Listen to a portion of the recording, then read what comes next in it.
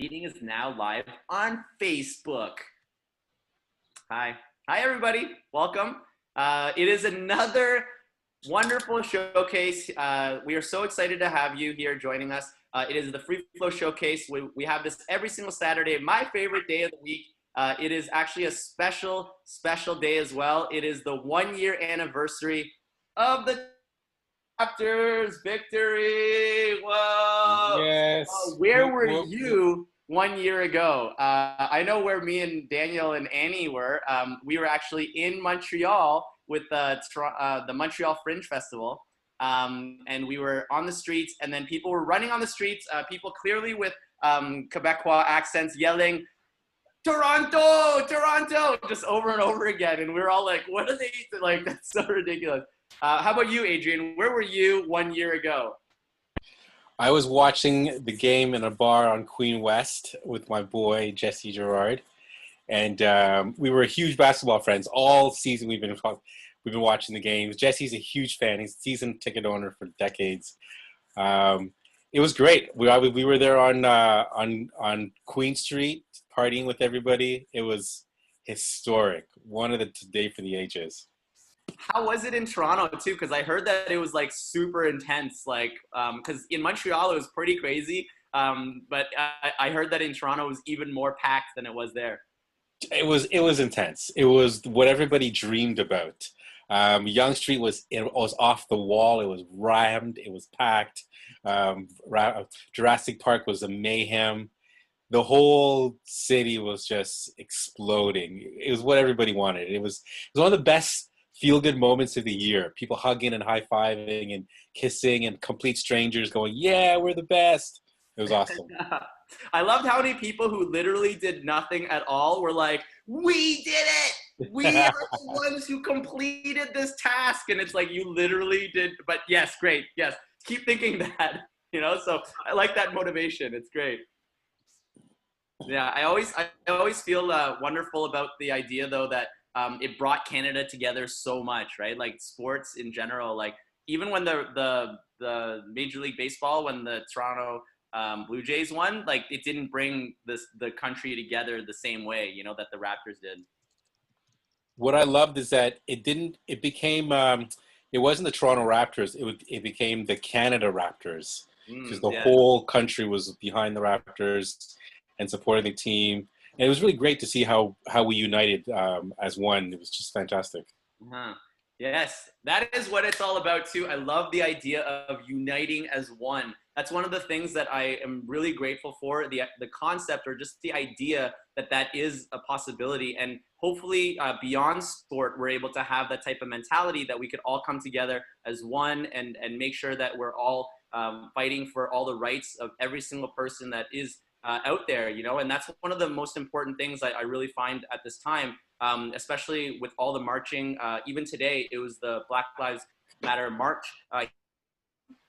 So there was just like people going from Markville Mall, and they walked 2.7 kilometers, just like with signs, and everybody was honking, and it was just like such an amazing atmosphere. And the craziest thing was, it was a 16-year-old girl who put it all together, and like they were with the mayor of Markham, gigantic, huge man, and then she's like the tiniest girl. So it was just amazing to be able to see like the movement making it all the way up here to the north area. And you said you also went to one of the marches as well, Adrian, right? Yeah, I went to a march last Friday, the one that was on just the way it went up and down Yonge Street. We walked around downtown Toronto. It wasn't one of the bigger ones, but it was still pretty decent. I'd say there's about 3,000 people there. It felt good to be there, to tell you the truth. Really proud to see so many young people out and demonstrating, and just, standing up for our rights and being part of history and not being afraid of the moment and wanting to be part of it. And it was really good, really solid to see. You always say like one or two of the things that are just so beautiful, like not afraid of the moment. I love that line, man. That's just such a powerful line to think about that, because that's what happens in a lot of like moments in our lives, like we make decisions that we may regret later in that time, but it's like you have to be able to step up in the moment and not be afraid of it. And I really appreciate you saying that. And that's what I think really happened with the march here in Markham too, with the when the girl was speaking. It was kind of amazing to be able to see, like, she was not afraid of everything that was coming at her. Like, people want to interview her, like take pictures with her, all that stuff. She was just so ready, and she's like 16, you know. So it was just amazing to be able to see that, and I really appreciate you giving your insights. And that's one of the things that we wanted to highlight today as well on our very special FreeFlow Showcase, is that we are going to be having a discussion. So about halfway through the show, we are going to be opening up to all of our friends here to be able to share some of their ideas and their opinions, their experiences. So we really do appreciate you guys listening so intently. One of the things that us here at the FreeFlow Showcase is more about the community and being able to see how we can support you and be able to make sure that you guys are in the forefront of like our organization and everything that we're doing. So just being able to see all the people coming back over and over again to be able to come and support, that does mean a lot to us. And one of the things that obviously I just wanted to give a quick shout out to some of the other producers from the show, Daniel, Annie, Ashley, as well as Adrian, of course, and myself. We work every single week, and we really listen to what it is that you guys are needing. And one of the things that we are wanting to, what we did last week as well as this week, is all of our featured performers are Black performers, to be able to amplify the voice right now, and it's really important. So and any of our friends out there, I really would urge you guys to be able to check out a lot of Daniel actually found a couple resources and stuff, as well as one of the things I really want to highlight is that I loved what Dave Chappelle had released a couple days ago. So if you have not checked that out, please definitely check that out. And we wanted you guys to be able to, know that we're thinking about you and want to be able to support however we can at this time. So Adrian, did you have anything you wanted to highlight before we jump into a couple of our performers? And maybe even just let everybody know how you've been too. It's nice to see your face. Thank you. Yeah, it's just great to have this platform to be able to bring artists on the show and talk about issues that are important to us. It's good to sing and make music and be comedic and make each other laugh. But at the same time, this is a historic opportunity. We're not only are we living through quarantine, but we're living through racial unrest and police brutality, and we're even seeing the police being disfunded and disbanded in Minneapolis. So this is a historic moment, and I'm glad that we can talk about it and deal with it straightforward. And frankly, a lot of changes are happening. I know a lot of organizations are dealing with their themselves and whether they actually have an anti-oppression policy, and a lot of organizations are dealing with equity, diversity, inclusion, and making sure that they have a policy instead of just putting out a statement like you see a lot of corporations do in Starbucks and McDonald's and you name it. Everybody and their dog is putting out a statement about how they support Black Lives Matter. But is it just words, or are you doing something? What actions are you taking, and how can we actually use this opportunity to make systemic changes to combat systemic racism? So these are important topics, important issues. So not to be too heavy, because, it is Saturday night and we do want to have some fun, but at the same time, let's educate ourselves and discuss and try to make this a better world. So yeah, thank you for everyone for showing up and for being here. Yeah, love it, buddy. And I'm so excited that Adrian has personally organized a statue ripping down, as well as so I will be joining you. Who are we ripping down? I'm not sure. We have a list of a couple options. So we're going to have one of those Facebook voting things, and we can choose whichever one we want to. We'll go down to Harborfront and just find a random statue, start pulling it down. Sure. Yeah. Like, this is wrong. Yeah. Black Lives Matter. Yes. Yeah. I always love the idea too, though, is that that type, people are saying that it's so much chaos or so much destruction, but it's also for me, I always see the layers of it, and I see the love of when people, I remember when they pushed it into the water, and the moment that it fell into the water and everybody started cheering, I was like, what a moment. That's so powerful, especially I think they did it to Christopher Columbus. Yeah.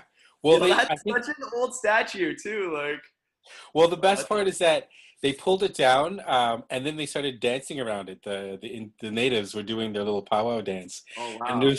it was such a symbolic moment because it was like, yeah, finally we got retribution. Score Mhm. one for the team. You know, we'll take it after what 400 years of like oppression. We finally got this. It Mhm. was just, and it wasn't like warriors, with their battle fatigues and their spears. It was older women and young kids, and young people, teenagers and 20 somethings with their drums and dancing around it. And I was like, yeah, this is how we feel, and this is one for our family and for our team finally.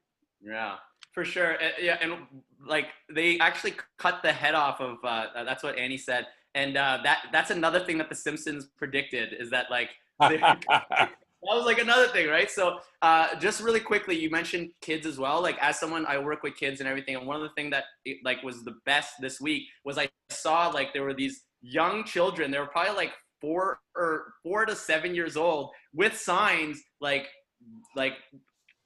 marching down the street like yelling Black Lives Matter, and it's just like to be able to see like such like to the next generation that this is a big part of like their lives now. Like it means a lot to be able to see like progress in that way, and it's just really exciting. And so I definitely really appreciate everything that's happening right now, and it just seems like there's so much support. And I've just learned so much from yourself, Adrian, as well as from Annie as well. And that is something that's really been really powerful is the conversations. And so like we mentioned before, if you do want to sign up for the open mic though, or if you have any things that you wanted to connect to in terms of the discussion, please let us know. We'll be able to get you guys some time to be able to share your opinions, your ideas, and your hearts. And that's what it's all about.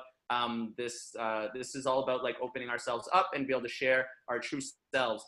So on that note, our first performer, it is such an honor always to be able to bring her onto the stage.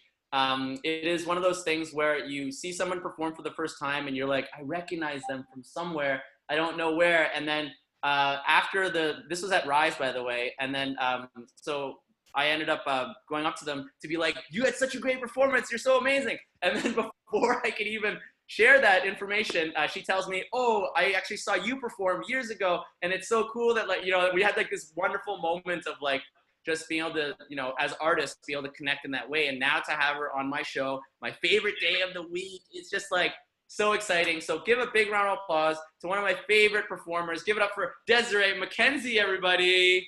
Woo! Yeah. Hi, everyone. Thank you so much for having me, Anto, Adrian, Daniel. Thank you for this platform, especially in a time like this. Like, I think we can all use it. And yeah, thank you so much, Anto. Like that day, I'm still so amped that I got to talk to you that day. That was so cool. I remember seeing Anto perform back at Toronto Poetry Slam back in like 2011, 2012. A very different time in the poetry scene, but I think that's my favorite probably time period. So yeah, so thank you again for having me. I'm gonna share a few poems with you guys today, some new, some old. I wasn't sure if to start or to finish my set with this poem, but this is something I was asked to write. It's for something that'll be coming out in a little while, but I was asked to write in the wake of everything. And it was really tough because one, coming in as a mixed race person, I'm part Black, part Indo-Caribbean. Obviously, it's tough because I present one way, but then I also have my Indo-Caribbean roots. But then it's also like being kind of racially ambiguous that has given me a lot of privilege. So I also see myself as an ally in a lot of ways, and especially with my Indo-Caribbean roots. In the Indo-Caribbean culture, there is a lot of anti-Blackness that is spread. That's kind of throughout the history of the Indo-Caribbean culture. So yeah, this one was a tough one to write. I'll talk more about it after, but it doesn't have a title quite yet. But yeah. So in times like these, a Black person's grief comes with no moment of silence, no time to process. The 5 stages of grief are accelerated when you act as mourner, coroner, SIU, funeral home, and tombstone. I asked my father how he felt today, and he said sick and tired. But he says it like it's just another day. Like it's all the same, different time and place. Like he's numb to this accelerated cycle of grief. He says, when you've had to repeat yourself again and again, how can they blame us for when our voices raise, when our tones change, after asking the same questions, after each investigation that's dashed under rugs, floorboards, buried beneath flowers dewy with sap that have Canada's not that bad written on its stems, because Canadians are known for saying sorry, but somehow never meaning it. When you force forgiveness from your victims, because what the world and what the Canada no one wants to believe exists has taught us is that peace can look a lot of different ways. To Black people, people like my father, perhaps it's being able to exist, skin undressed from caution tape, when to others, peace can be delivered at school, in days at home, riding the bus. Peace can be delivered by simply calling the cops, but not for us. Not here, not now, not ever, actually. And it makes me think, no wonder there's protests in a pandemic when danger rolls off of backs the same way Black Lives Matter rolls off of tongues when it's convenient, because anti-Blackness has been a threat to lives long before the pandemic we're living in. So what do you do to stop the spread? You can catch it at its source, festering at the tip of every microaggression, unconscious bias. Every time you've argued for the right to say the N-word, reached to grab my hair, spoke over the Black girl in the boardroom, asked for more evidence when there's video proof, and every time you haven't said anything at all, you start by listening, removing your body from comfort, looking at this country's broken reflection and finding yourself in its mirror shards. You can take each limb apart to expose what's been planted in you till you are broken. There will be no more saying, let's make it better for the next generation, like the one living right now is a write-off, like my generation is a write-off. Let us learn what it feels like to sit in complacency as comfortably as you do. This time, white tears won't wash away the trending topics like they normally do, I promise you. It's your turn to be angry. It's your turn to repeat yourself. It's your turn to scream through all the white noise until your voice raises, until your tones change, until you know what it feels like to really be sick and tired. So say something and let Black people have a moment, because you've had more than enough of those. Thank you. So one thing that's really special about this poem is I've kind of had like a kind of distant relationship from my dad. And he's sort of my connection to Blackness and my Black roots and that ancestry. And I called him and we had a discussion, and he told me some really, really sad things that have happened to him. He grew up in Montreal, and it was just in a really kind of tough time, and I never realized a lot of what his struggles were, even till today. So we've kind of reconnected. It's sad that we reconnected over something like this, but I'm making it my mission to learn more from him. And as I said, as an ally as well, I do think it's important to continue listening to those stories and understanding, and also that'll help me unpack my own experiences and stuff like that, and kind of what's been rooted in me and what I've been taught that is okay, which really isn't, and how to speak up for myself and how to stand against things like that. So thank you. 1 second, I'll see what you guys are saying. Pineapple tattoo, yeah, thank you. But okay, so I'll get into some like lighter stuff as well. Okay, this isn't gonna be light, but like I just see it kind of as a celebration. This week was the 1-year anniversary. Last year I had to put down my family dog that we had for 17 years. She was getting really old. She was really sick. You know, it was kind of the humane thing to do at that point.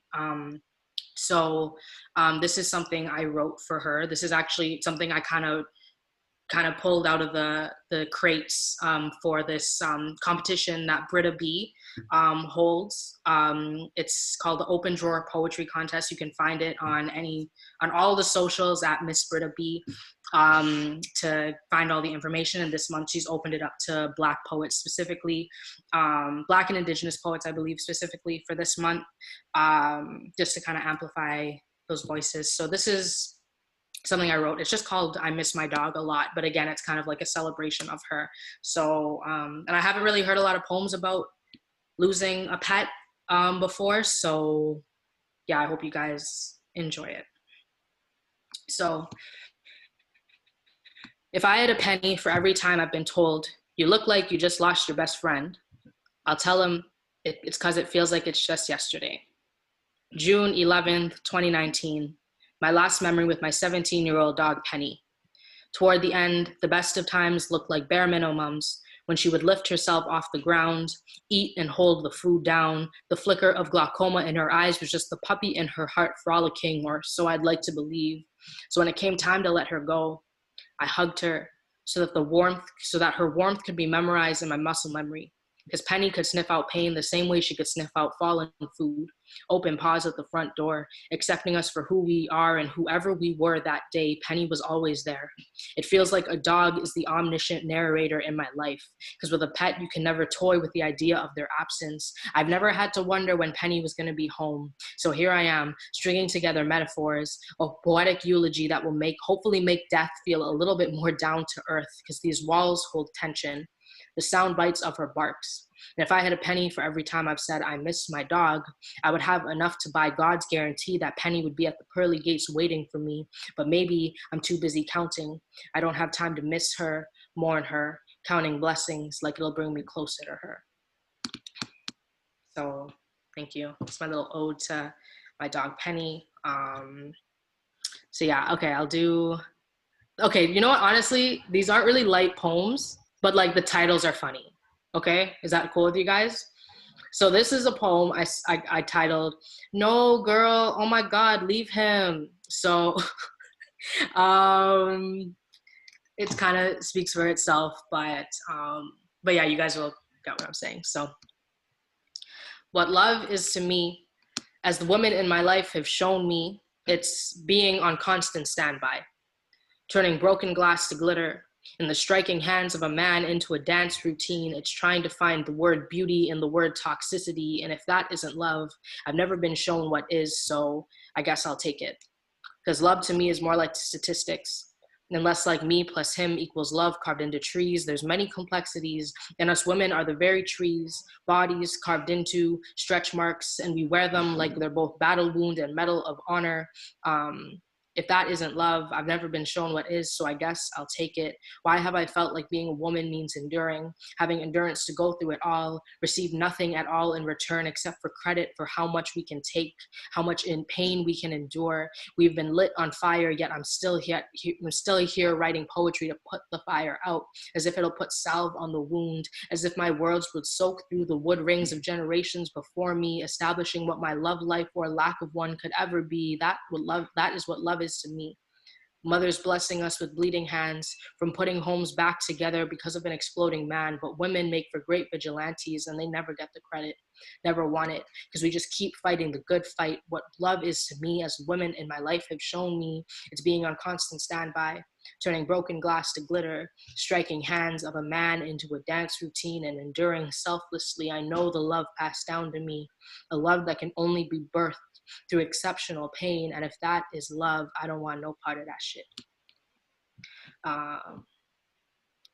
Okay, so I'll do one more for you guys. Something like funny? Yeah, okay, cool. I'll do something. Yes, okay. Okay. So, okay, it's not really, again, it's kind of heavy, but like that, it's funny. And Anto, shout out Anto for helping me with this poem. It's one I had been working on for a while. And I think he heard it and he was like, the funny bits, and like, that's his specialty. So like, I appreciate your input.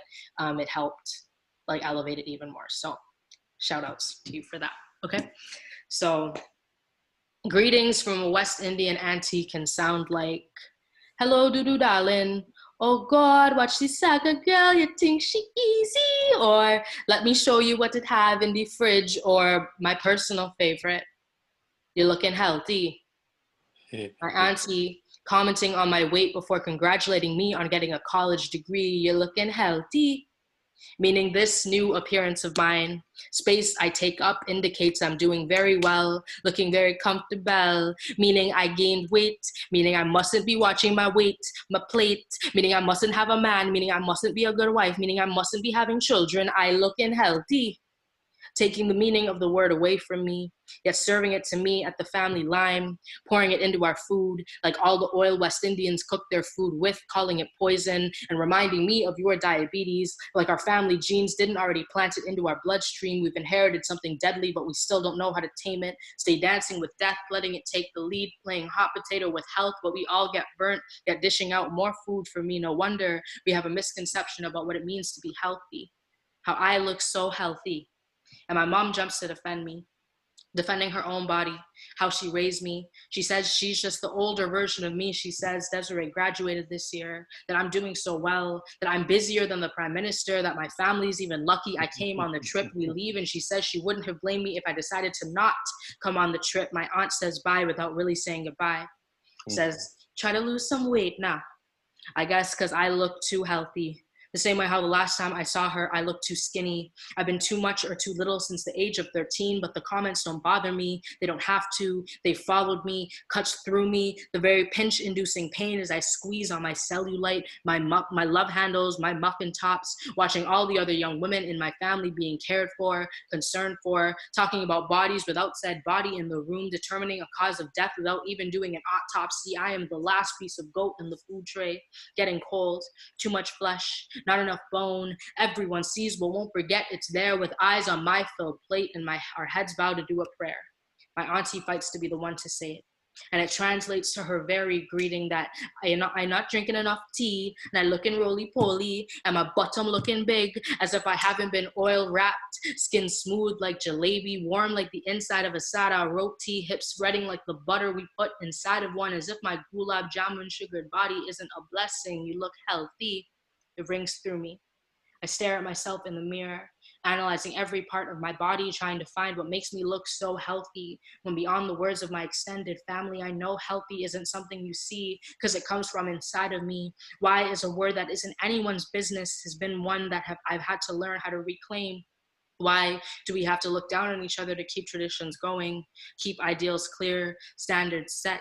I think some of these things should just die, so bear with me while I rewrite what healthy looks like.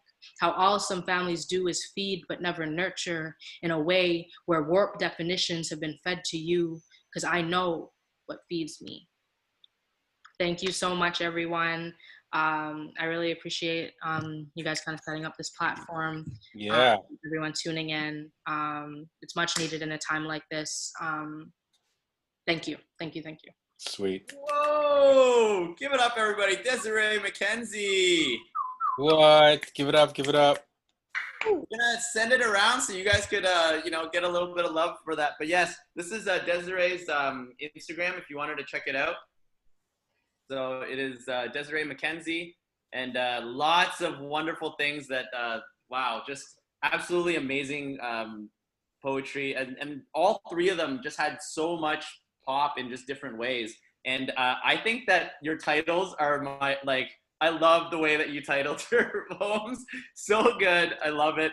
And that poem, from when we had worked on it to now, it's just infinitely so much better, and I'm so proud of all the work that you did on it. It's just come along so well. So if everybody wants to give a big round of applause one more time, get up for Desiree McKenzie. What? Yeah. Thank you. Yes. Thank you so much. We really appreciate you being on the show again, and we're definitely gonna have you come back. We know. I hope you saw some of the messages that are in there, but people are just so hyped about it. Someone said, "Oh my God, I love you." It's just so good. Rock on, all that love. You deserve it, and it's just really great to be able to see your progress as a performer, and to be able to just, even on this platform, to really be able to feel your soul. We really appreciate that. So thanks for coming back again. So we are going to move into our next performer. We are so happy to have him. He actually is going to be releasing his CD very soon. And it's going to be at the end of the, I don't know exactly actually. So I'm not going to let you know. Yeah, I can't speak for him in that way. But I will be making some buttons for him, and I'm really happy that he has joined us tonight. So if everybody wants to give a huge round of applause right now, give it up for T-Bay, everybody. Yeah. Hey, hey. Hello, can you hold on? Wait. There we go. There we go. Hey. Yo. Hey, what's up, everybody? My name's T-Bay. I'm a Toronto artist. Just want to say thank you, FreeFlow Showcase, for having me. I was actually just peeping in. I was just, in there watching. Annie told me to come, and I was like, all right, I'm not doing anything. And then Anto was like, yo, I need you to perform. Want you to perform. I was like, yeah, that's cool. So I'm going to be doing 3 tracks. This one I actually wrote this morning. I just recorded it a couple hours ago, but I'm going to rap it a cappella first. So it goes like this. She said she wanted something real, feeling real electric. I can shock you like an ill. People asking me how come I haven't signed a deal. I ain't interested in anything under a mil. I want to meet Adele. I need that 5 feature from Pharrell. Last year is when I got my first fan mail. I'm praying for myself, my family, and my team. If I told you I was the best, would that be too extreme? I used to rock Supreme. Niggas say I work like a machine. I need me some acres by your ravine. I miss my mom's cooking, tired of these cuisines. I just want to flex in the limousine. Had my first recording session when I was 17. I was so nervous, couldn't hit the beat. Took the train home, shit up on repeat. Woke up real depressed, didn't sound like me. Then this is it right here on the beat.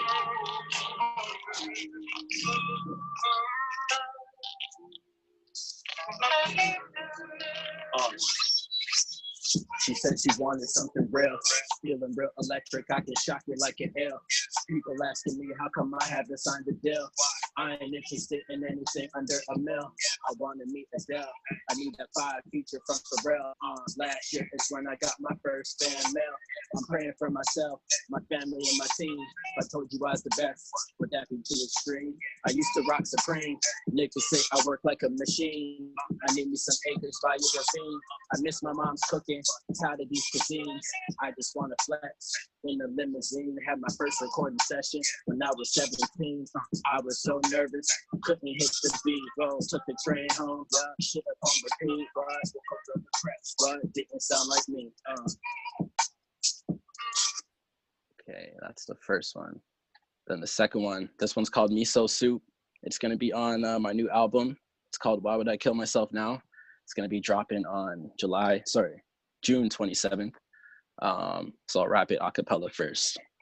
So it goes like, I done been around the world, met plenty different people. Life is like a movie, I'm just working on my sequel. You ain't in the picture, yeah, looking see-through. Black lives matters, but I still don't feel that equal. If you think you know T-Bay, this is just a preview. Tell me how that pussy tastes, eat it like some miso. Man, I fucking love my life, I don't need no redo. Niggas on some funny shit, swear they be in preschool. Just got back from overseas, took some time to recoup. My shit ain't for everyone, happy that it reached you. T-Bay always keep it real, he will not deceive you. Rest in peace to Uncle D, didn't get to meet you. And it comes in like this.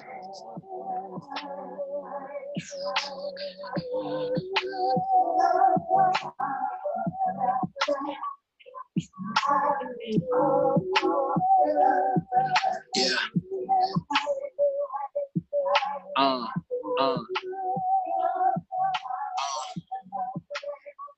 Yo, I done been around the world, met plenty different people. Life is like a movie, I'm just working on my sequel. You ain't in the picture, yeah, looking see-through. Black lives matters, but I still don't feel that equal. If you think you know T-Bay, this is just a preview. Tell me how that pussy tastes, eat it like some miso. Man, I fucking love my life, I don't need no redo. Niggas on some funny shit, swear they be in preschool. Just got back from overseas, took some time to recoup. My shit ain't for everyone, happy that it reached you. T-Bay always keep it real, he will not deceive you. Rest in peace to Uncle D, didn't get to meet you. Then it comes in, part 2, switches up, like, Yo. Yo, it all happened when I started smoking weed. I found the key. I kicked that funky shit they make believe. Skating like the Maple Leafs. She want a piece. Yo, I don't want to touch the mic. I'ma hide the beast. If I put you on the wave, you can ride the seat. Oh, I think there's something cooking. Yeah, that's probably me. I just want to grace the cover of the magazine. Yeah, ooh, the spice of dream. He's a little dog. That's why they count on me. Black sheep, gold tooth, call me Mr. T. Listen, B, you shacking the fool like JaVale McGee. Keep it G, gotta get it now, ain't nothing guaranteed. It's the same day, just a different week. Yeah, I love you, girl, cause you're still a freak. If you my homie, I'ma do the verse for you for free. Yo, if not, then I might have to charge a fee. Woo! Yeah. All right. Then this last song here is called Demons. It's gonna be on the new album as well. It's like a dark song. The intro has a Mac Miller sample. Rest in peace, Mac Miller. Oh, it says I can't open the file. 1 second. Just refresh this.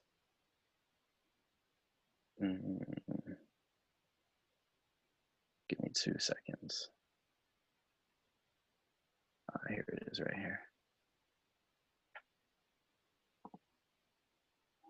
Okay. We turn this one up too. Hi, David. We arrived to a heavy media and police presence here outside of the Studio City home of rapper Mac Miller. And authorities confirmed there is death in that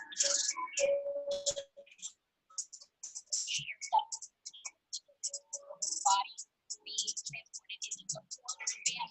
Investigators walking in and out of the home, and a variety among other outlets. Don't know I'm gonna lose control. Don't know who's looking at my dog. Don't want anyone to know. Them demons calling me. Them demons calling me. Them demons calling me. Don't know I'm gonna lose control. Don't know who's looking at my dog. Don't want anyone to know. Them demons calling me. Them demons calling me. Demons calling me. Come on, just grab that rope, go and slit that throat. She might as well jump off the building. See, babe, never been a role model, man. On road, another Toronto, man. So those tapes out the minivan, Suicide now, I don't really get it, man. But I might just lose control. But the devil, she wanted in my arms and so. And I come my own place like an artifact. If you're still fucking with me, then I got it now. Gotta let them all know. Gotta let them all know. Stepping in the bell, now I'm get the time. Yo, gotta let them all know.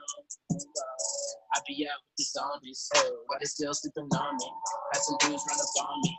I was all on my solo. My hand don't let go. Blend in with the shadows. Still stuck at the crossroad. Still stuck at the crossroad. Don't go, I'm gonna lose control. Don't know who's looking at my tongue. I don't want anyone to know. Them demons calling me. Them demons calling me. Them demons calling me. Don't go, I'm gonna lose control. Don't know who's looking at my tongue. I don't want anyone to know. Them demons calling me. Them demons calling me. Them demons calling me. Early this morning in Los Angeles, 24-year-old rapper whose real name is Christopher Wallace lived in Raleigh in the 1980s. FBI agents are looking for a man they say could grow communities and mourning the death of the rapper known as Notorious B.I.G. Good evening, everyone. I'm Linda Laverne. Here to talk tonight. He's only 24 years old. He's just starting what was expected to be a promising career in music. But tonight, it's only what could Slow part right here.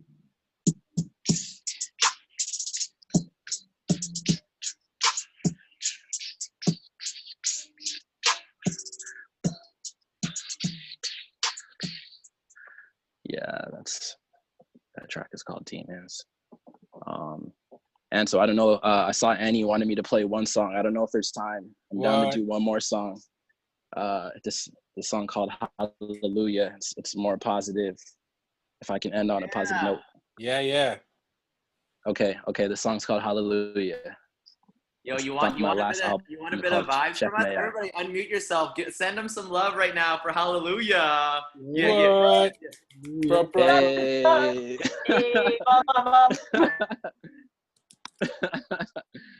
Hold on, let me find it. Hallelujah. Haha, we made you blush. Okay, here we go.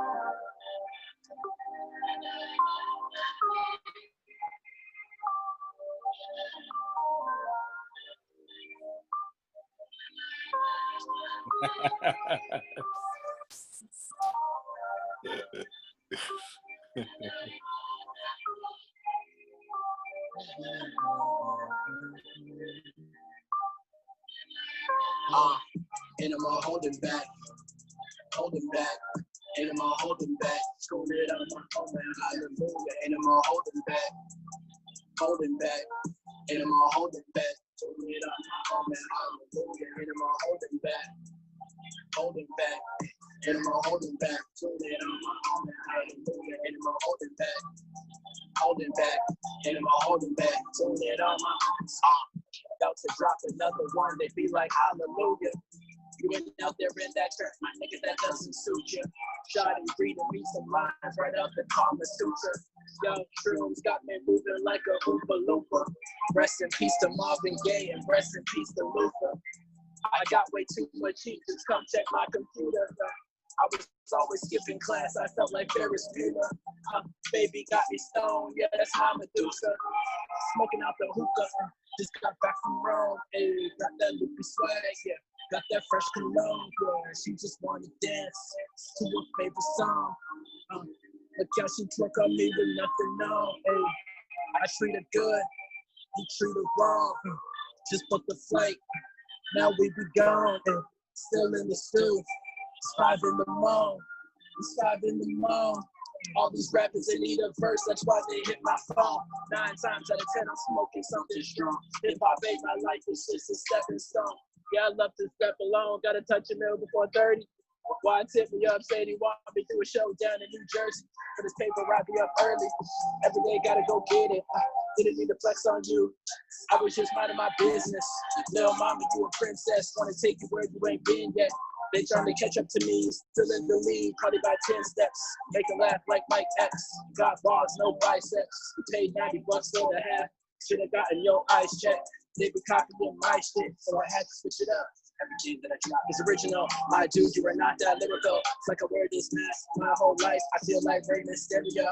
Who's that dude in the stereo? You know that I rap on stereo. When they play my shit on 93.5, they was like, damn, there you go. They was like, damn, there you go. They was like, yeah. Hey, no more holding me back. Yeah. This is the studio right here. It's where all the magic goes down. This whole album, Why Would I Kill Myself Now, that was recorded in here. All 10 tracks recorded in the basement. It's a quarantine vibe. Hey. And I'm all holding back, yeah. Holding back, and I'm all holding back. Doing it on my own, man, hallelujah. And I'm all holding back, what? Holding back, yeah, and I'm all holding back. Doing it on my own, man, hallelujah. And I'm all holding back, holding back, yeah, and I'm all holding back. Doing it on my own, man, hallelujah. Woo! Doing it on my own, man, hallelujah. In the auto-tune right here. My own and my own and my own. Singing in the auto-tune. My own and my own and my own. Hey, doing it on my own, man, hallelujah. Hey, yeah, doing it on my own, man, hallelujah. Doing it on my own, man, hallelujah. That's it, that's that. Hallelujah. Yes. So much joy. Thank you. Oh, yo, Thanks. you're welcome.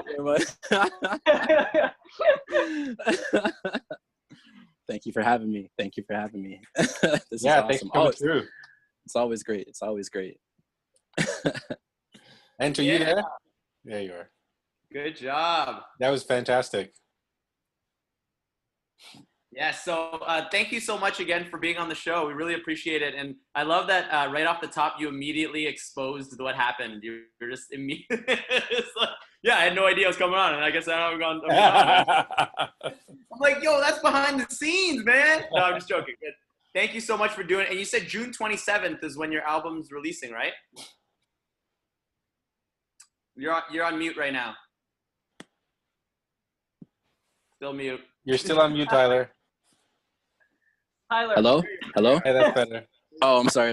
Okay, so yeah, I was going to say, to everyone that's watching, I actually released it on the 26th just to be safe, but I'm going to like promote it on the 27th. So like if you're on iTunes, Spotify on the 26th, low key, the album would be there if you want to listen to it. So yeah. Awesome. But technically the 27th. Technically the 27th.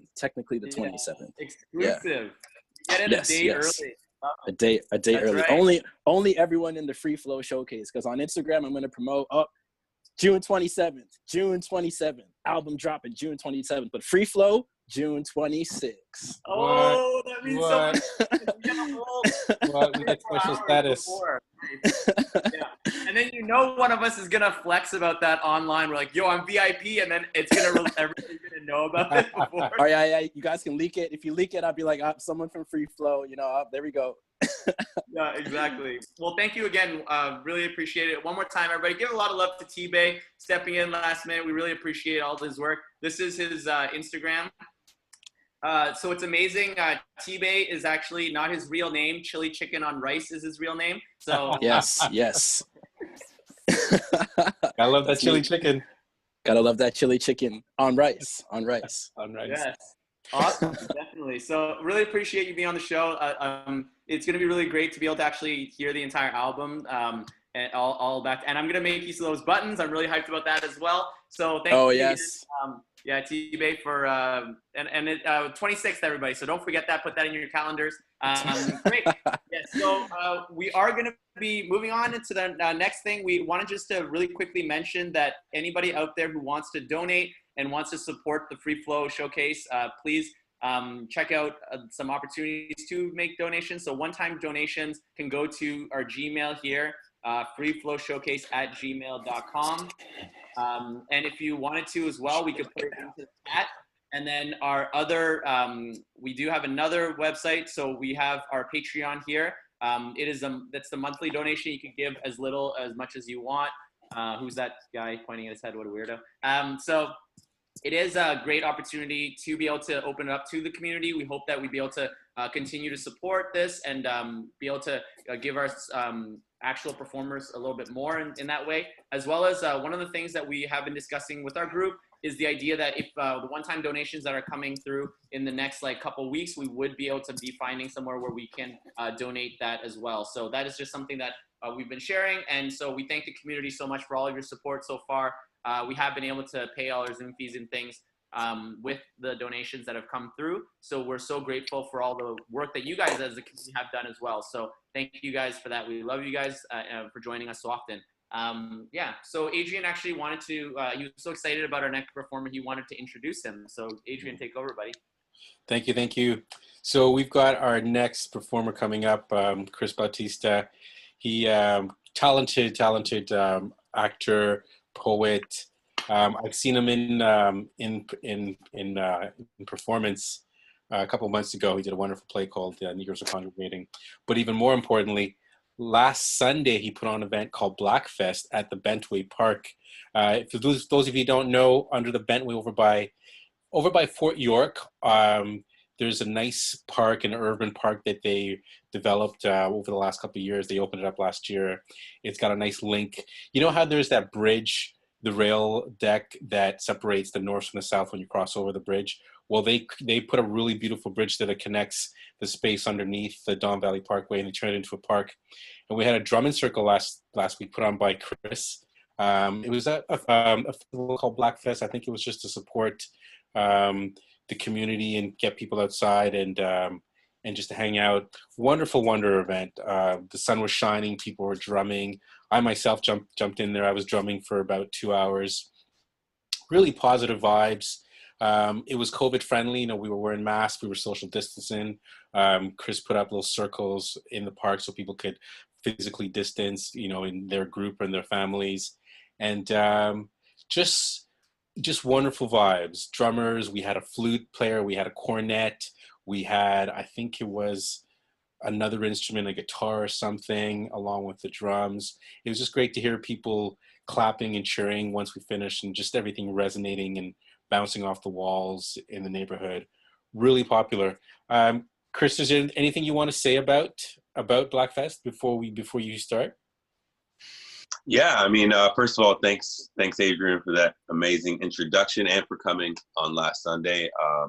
Blackfest is about providing a space, an opportunity, an inclusive space for everyone to come together and explore Blackness in its infinite shades. Right? A lot of the time, there's this misconception about Blackness that it's a monolith, right? Or it only can look like this or look like that. But Blackfest is about allowing for Blackness in all of its iterations, or as many as we can capture in a Sunday afternoon, to be able to have the space to be explored, to be celebrated, to be enjoyed by all that wish to do so. We were looking at having another Blackfest tomorrow, but I'm gonna go ahead and put that on pause. But if you follow Blackfest on Instagram, it's very simple. It's BL, instead of an A, it's a turned upside down for a V. So BLVCKFEST, and that's the Instagram. It's right there. Daniel's showing you right there. It's underneath my profile. And on that Instagram, you can both see last Sunday in the stories, as well as look out for any updates for the next Blackfest. And we have some exciting news that just came across my desk this week. I should say my desk bed, because I've been talking to the mayor's office, and they're super stoked to get involved. And this isn't about me. This isn't about just one person. This is about allowing everyone to celebrate Blackness, so that the only time we think about Blackness is not just a traumatic event. It's not just George Floyd. It's not just a protest. I'm down to protest right next to you, but we need to make sure that we're showing Blackness and the joy that's associated with Blackness, so that when some of our allies and our accomplices go out to do the work, they have something to hold on to, something to fight for, rather than something that's just so far removed from them. So I hope that you all can be involved in that. And Adrian, did you have anything else? Yeah, I want to give a shout out to Riza. Riza was there, and she was representing. She was keeping it real. She was definitely part of the vibe. I noticed her dancing and just having a good time, and just raising the levity. So shout out to Riza for Blackfest and supporting.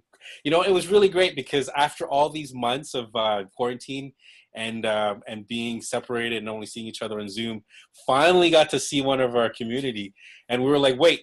We ran up to each other and we're like, wait, can we hug? Is this okay? Do we have to physically isolate? And they were like, screw it, let's just hug. And we gave each other a nice warm hug, and it was really great to see her, and just to feel the love and the energy in person for a change, which was so good. Thank you for showing up, Riza. And you know what's great, Adrian, is we're allowed to hug now. Yeah, isn't that true? Imagine that. We can hug. Yeah, so for the next Blackfest, which I'm most likely going to be out the park. So if you want to find me tomorrow, shoot me a DM on the Blackfest site. But I'm not going to do an official event tomorrow. Mm-hmm. But I'll most likely be there if anybody wants to come and vibe out and chill out. But again, I'm holding off on creating an official event, just because I want us to be able to come out of this a little bit more, so that when the next Blackfest happens, it's one where there can be that no hesitation to give a hug, and maybe you can stand a little bit closer to your group, right? And really, I want to get Black vendors involved. I want to get Black artists not only involved, but empowered. I want to get them paid. So if you're a Black artist, follow that Instagram, Blackfest with the V instead of the A. Make sure you follow that Instagram. Shoot me a DM. Shoot me your content. Black vendors as well. Reach out, because I ultimately want to get you paid. And like I said, it's not about me. It's about what we can all create together. We're stronger together. We're more powerful together. So let's make sure that we use that. Again, thanks to Riza, thanks to you, Adrian, thanks to everybody that came out. I felt so much love. At the end of it, I told everybody, I was like, I had electricity flowing through my veins, because I just felt so much love and so much unified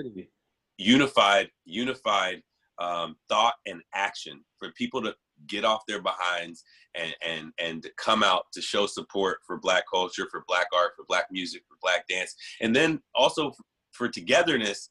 I think that it says a lot about the city of Toronto. And you know, coming from the States, it again reminds me that I made the right decision coming here. Nice. And So glad to hear that. I just want to make a quick segue, because I know that you mentioned the Negroes are congregating, which you came out and saw, right? Yeah, we wanted to ask you some questions about that after your set. Okay, cool. You want to save that for the end? Yeah, I'll say that for your end. Are you gonna do some poetry for us? Yeah. Hey Google, I'm not talking to you. Yeah, I'm deleting that. It should be gone in a moment. okay, I love you. So yeah, we have a complicated relationship, but See that? it's interesting, because I was planning on performing something out of the Negroes are congregating for you all, because it is so closely tied into current events and what's going on right now. So for those of you that don't know, which probably most of you, the Negroes are congregating was performed at Theater Pass Marai. It was like the end of February to March 14th. So right as we were going into all this, and we just found out this week that it got nominated for Adora, which Nice. give it up to Natasha Ayadana Morris and her amazing, brilliant body of work, because it made my job easier. So one of my pieces is from that, and I'd like to perform that. It's been a while, so, but I'm gonna give it to you anyway. You ready? Okay, I guess we're ready.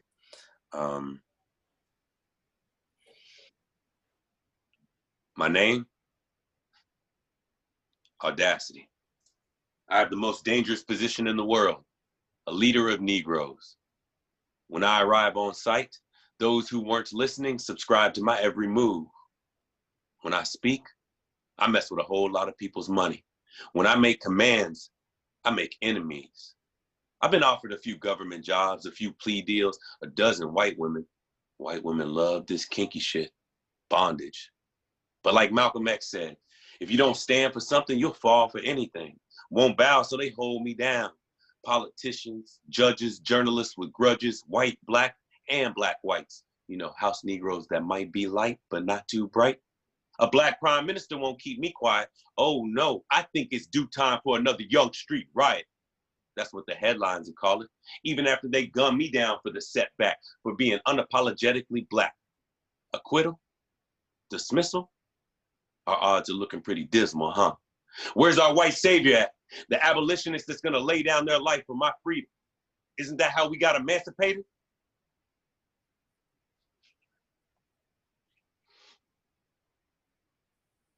So that's that piece. And you can just tell from there that it is a play that it has both vignettes, and it's woven with spoken word and just the language of it and hot button issues. And again, this was performed prior to all of this, which this is what I said last week on the show is we know that we've been screaming this stuff for years. I mean, I talked to my immigration lawyer a few days ago, and you know, I brought up to her, I was like, you know, I've been talking about this for some time. And she was like, you've been talking about all this as long as I've known you, which is going on, I've known her for going on 6 years now, you know? And so to finally feel like we're being heard by our allies, by our accomplices, and then even by some people that are new allies, and some people that have yet to really step into their allyship, you know, it feels like we are making ground and we're in the best possible position to implement real change, policy change, structural change. And this play taps into what happens when you have structural racism, but not only structural racism, but internalized racism within the Black community, right? And the brilliant part about this play is it includes like a Caribbean sort of perspective, South African perspective. It's sprinkled with a little bit of police brutality. There's so many different issues that are very, very, very prominent right now. And also make sure that you follow me because we're planning a virtual, there could be a virtual performance of this show coming up. And if that happens, you do not want to miss that. And on the point of internalized racism, which I'm sure, you know, most people on the call know, if not all, but that's when your thoughts, your behaviors, your actions are so heavily influenced by structural racism that you've sort of been conditioned to uphold that structure, even though you may be Black or maybe not even Black. You may be Mexican. You may be another you know, type of POC, a non-Black POC.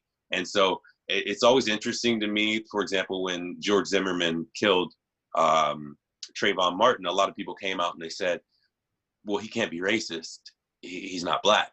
But that doesn't mean that he can't uphold racist ideologies and his actions can't support that racist ideology or reflect it, right? And so, and the same thing goes for all people. And one of the best examples of how internalized racism really sinks in and can kind of set is one of my castmates in the show told a story about when she was a little girl and she was in school, and and a little girl, a little white student called her the N-word and kept on calling her it. Finally, she stood up and she was like, if you call me that again, I'm gonna hit you. And she hit the student. And then they both went to the office, but only one of them got sent home, right? Which one do you think got sent home? Do you think it was the one that called her the N-word, or was the violent Black kid, right? And so that right there as a young little girl is going to harden in you solidify the idea that if you stand up against racism, the institution that is supposed to support you and have your back in your best interest is going to punish you for standing up for that. And so it's sort of this like thing that can set in subconsciously to where you don't even realize you're upholding racist ideologies. And that leads me into my next piece, which is not a piece that I've written. It's a piece from the play called Harlem Duet, which is a sort of reimagination of the story of Othello. And Harlem Duet was written by one of my heroes, Janet Sears. And I had the fortunate pleasure to be able to work with last year on a play called Fences, which some of you may know. But this play means something to me because I've performed as Othello before, and these are issues and some of the concerns voiced throughout the monologue that I've struggled with and that I've wrestled with throughout my adult life, probably all my life. So this is Harlem Duet. I didn't mean what I said. You know that. I just, sometimes you make me so mad. People change, Billy. That's just human nature. Our experiences, our knowledge transforms us. That's what makes education so powerful, so erotic. The transmission of words from mouth to ear, her mouth to my ear. Knowledge, a desire for that thing I know nothing of, but yearn to hold for my very own. My mama used to say, you have to be 3 times as good as a white child to get by, to do well. A piece of that pie is mine. I don't want to change the recipe. I'm not minor. I am not a minority. I used to be a minority when I was a kid. I mean, my culture is not my mother's culture. The culture of my ancestors, my culture is Wordsworth, Shaw, Leave It to Beaver, Dirty Harry. I drink the same water, read the same books. You're the problem if you don't see beyond my skin. If you don't hear my educated English and understand that I'm a middle-class educated man. I mean, what does Africa got to do with me? We strut around professing some imaginary connection to a land we don't even know. Never seen, never gonna see. We lie to ourselves saying, oh yeah, Mother Africa, Middle Passage, suffering. The whites did it to me. It's the whites' fault. Strut around in African cloth, pretending we human now. We human now. Some of us are beyond that now. Spiritually beyond this race shit, bullshit now. I'm an American. The slaves were freed over 150 years ago. In 1967, it was illegal for a black to marry a white in 16 states, less than 50 years ago in my lifetime. Things change, Billy. I'm not my skin. My skin is not me.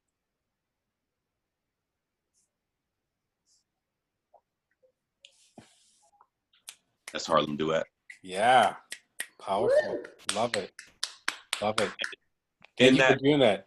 Thank you. In that piece, Othello is struggling with communicating to his soon-to-be ex-wife, who he left for a white woman.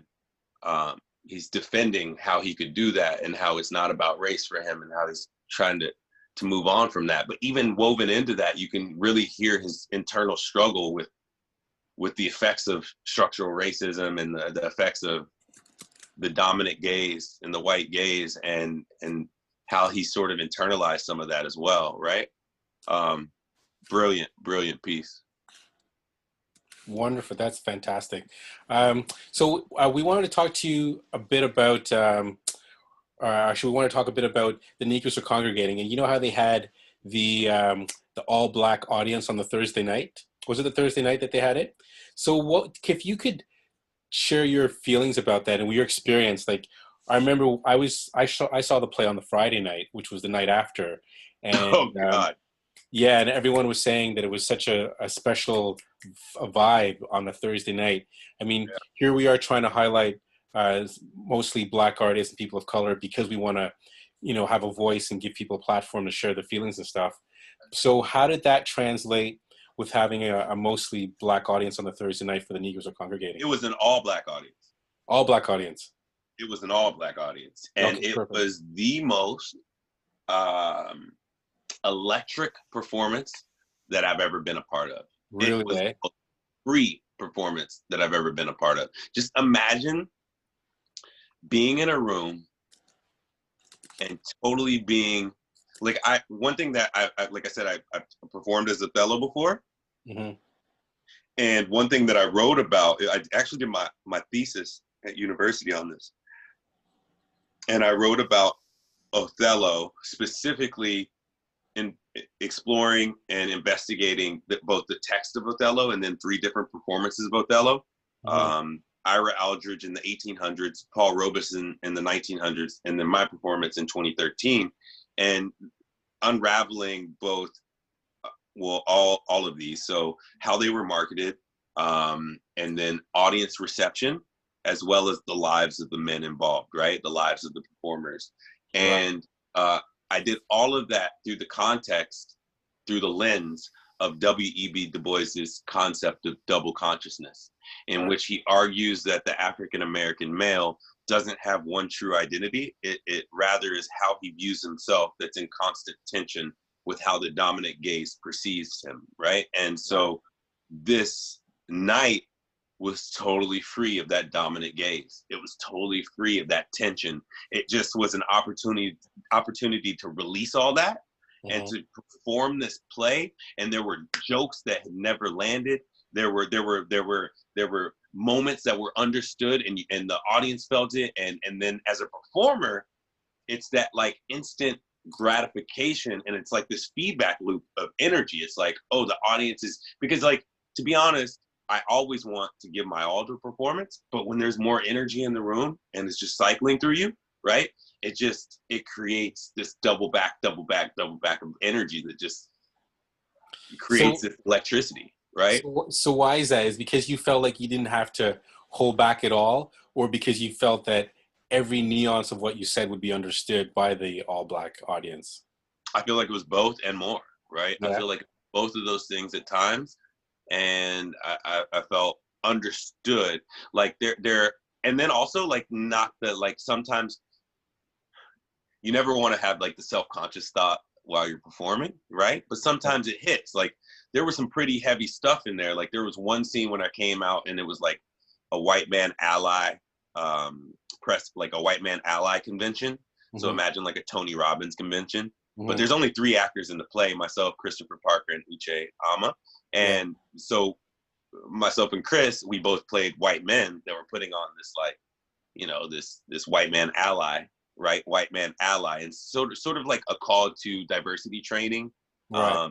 And it's interesting that she wrote that in because that's one of the things I found. You know, the diversity training that I've been a part of is sort of this like performative training, like performative allyship. And then more than that, it deepens already very deeply embedded programming, right? It's like you go to this diversity training and they're like, yeah, white men are on top and white women are under that, and then black men and then black women. It's like pretty much saying like, hey, you should treat people like this. Even though you're saying don't treat people like this, it's saying like, hey, this is the hierarchy, right? Oh yeah. And it was interesting to me that she wrote that in, and it's brilliantly done. But this was heavy stuff. Like I was sitting there saying to the audience, like, there was one line, something about, oh man, what was it? Survival of the fittest.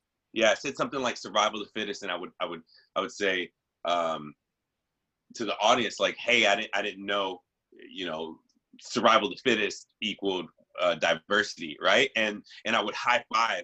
I'd find a white person in the audience, I would high five them. And it was something that was super heavy and that they shouldn't want to high five. And so like there was always this like little, you know, like thing in the back of my head, like, damn, how's this person gonna take this, you know? I hear you. But I learned after like the first performance, like just to embrace that, right? But to answer your question, on the blackout night, there was none of that. There was none of that self-consciousness. It was just like, okay, I can just be bucket naked and just come out as Chris. There's no nudity in the show, but you get what I mean, right? Yeah, like, yeah. And I could just like be me or be whoever I was in the play. And usually whatever role I play is like a combination of the two, right? Yeah. And not have a concern about how it was going to be received. Rather, I can just focus on what I'm creating in the scene with my scene partner, or what I'm focused on if it's a monologue, right? So yeah, because you didn't have to worry about political correctness or hurting anyone's feelings in a sense. Okay, so yeah, so thank you for that, Chris. That's it's actually quite illuminating and interesting to see how we can have a blackout a night, pretty much what we're having here. Just trying to encourage people that this is a free space, that you can share your feelings and not worry too much about offending anyone, because, you know, as long as you're not purposely, you know, assailing any one group or people, it's good. You know, share your feelings, which you want to speak truthfully. So I do want to comment on that for you, though, real quick, Adrian, because yeah, real quick, yeah, that was something that came up. The opening night, there was a white woman that was sitting like on the stage. You remember how there was stage seating as well? Yeah. And during the Q&A, so after every show, everyone, we would have like a 20 to 40 minute Q&A, which was less of a Q&A and more of a discussion for the entire audience to talk about how they felt, how the play made them feel, questions that they had, you know, but really about racism. That's what we were really opening up the conversation about. Mm-hmm. And this white woman, she had caught wind of the fact that the following Thursday night, there was going to be a blackout performance, and she was very distraught. She was very upset. She had a problem with it because she had a black friend that the only night that her and that black friend could go together to see the show was that Thursday night. That was what she said, right? And she couldn't go. And it was interesting because the comment before she had that comment was another white lady that was like, thank you for performing that. I know that it wasn't for me, and I feel honored to be here, and I know it wasn't about me, and I'm okay with that. I'm okay with this not being about me. So immediately after that question, this next lady is like, what about me? And we're like, I didn't say this, but one of the castmates said it like the next night. He was like, I was just thinking to myself, bitch, did you not hear what she just said? Like, so it was just like funny because, you know, like sometimes something can be in your face, but it still goes over your head. True. And it's tough though, because sometimes we try hard not to offend anybody, especially here in Toronto with our politically correct society. But sometimes you just got to do things for your peeps, you know, because it is what it is. Okay, All right, so give it up, everybody. moving right along. Big round of applause for Chris, everybody. What Thanks, an awesome Appreciate performance. you all. Thank you Bless, so bless, much. bless. Thank you. Amazing. I can listen to you guys Big talk all thanks, night. Coach Annie. I just don't want to actually execute that because we have other performers, unfortunately. But you guys are amazing. I'm super hyped about you being on the show again. And just to be able to see all the work that you're doing and promoting this stuff, thank you again. Really appreciate it. So definitely, if you have any final, like, just where to send everybody, but we got to keep rolling if you don't mind. Yeah, for sure. So follow Blackfest. It's in the chat right now. I appreciate the time. And thank you to Annie for the shout out. Thank you to Riza. And thank you to Adrian. Whoever wants to come to the next Blackfest, you're welcome. Your presence would be appreciated. I love you all. Thank you. Keep positive. Use your heart. Yes. Yay. Yes, blessed words of wisdom. Really appreciate that. We love you too, man. We really do. We're so happy you're part of our community, and just being able to, your insights are just so deeply like well thought out, and be able to have to know that you're doing performances the way that you are, and to know that some of them you for some reason told us were all nude. That's wonderful. Just kidding. I'm just kidding. I know that you didn't say that. Just messing around. Okay, so I gotta keep this show rolling though, but it is check out Blackfest and Christopher Batista on Instagram.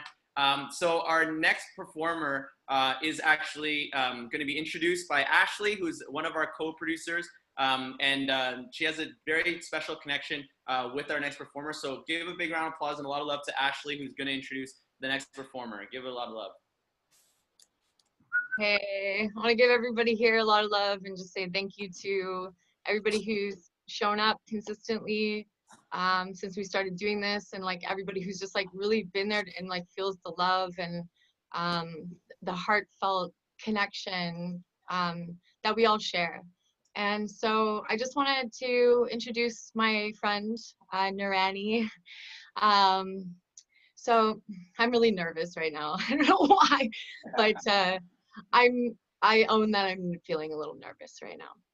And Don't be nervous. I know, it's just, you know, so Narani is one of my best friends. I met her, I want to say like three and a half years ago. I met her at a time in my life that I really needed to meet her. And as some of you guys know me, like I'm a singer, like a soul singer, musician. And my journey like really exploded after I met her because she was such an inspiration to me. Like I would go out to an open mic every Monday at the Painted Lady. I don't know if any of you guys have ever been there. And I met her there, and like I would watch her like get up on stage and like call individuals up on stage and like form this like energy between people. Like she could just see like love and you know, all that in people, and she would bring people together. She was like the glue that would just bring people together, you know, and no fear, you know, just get up here with me, and like nothing planned, just, and she would let like spirit come through her and like through, and allow it to come through everybody who was on the stage sharing it with her. And she would just let God come through her, you know, and her voice is so powerful, and I cry, you know, when I would see her, you know, and I was just like, man, that's possible for me too, you know, and for everyone. And she was showing us all that, you know, that we could just trust and let God come through us, through our hearts, as Chris was saying. And yeah, so I just wanted to like, you know, this Black Lives Matter conversations that we're just starting to have really openly. I just want to say how much I really appreciate being able to listen and learn. And she's been a big part of my process of that. And it's really actually brought us together because she left to move back to Nigeria a little while ago, and I haven't seen her since. And it's just like we just started connecting, and we were on the phone for like 6 hours last night. We were up till like 8 in the morning talking on the phone, and just, you know, and it was really, really great. So anyway, I'm not going to say anything else. I just want to say welcome, please, Narani, to the FreeFlow Showcase. We're very happy to have you here, and I'm very happy to listen to you speak and share some of your music with us. Hello, everybody. Ash, you're so kind. Your words are so kind. You made me tear up a little bit just remembering when we met and where we're coming from, and the environment that we shared together, and the music that we shared together, and the people that we met together. Before I came on here, I guess there's a little note on there that tells you, like a little note on here on Zoom, and I put lead with love, because that's always where what I want to lead with. That's always where what I want to, whenever I'm engaging with somebody, I want there to be an interaction in the sense that, you know, we're all human beings and on different levels. Going back to like Black Lives Matter and everything, it's like we're all ultimately bleed one color.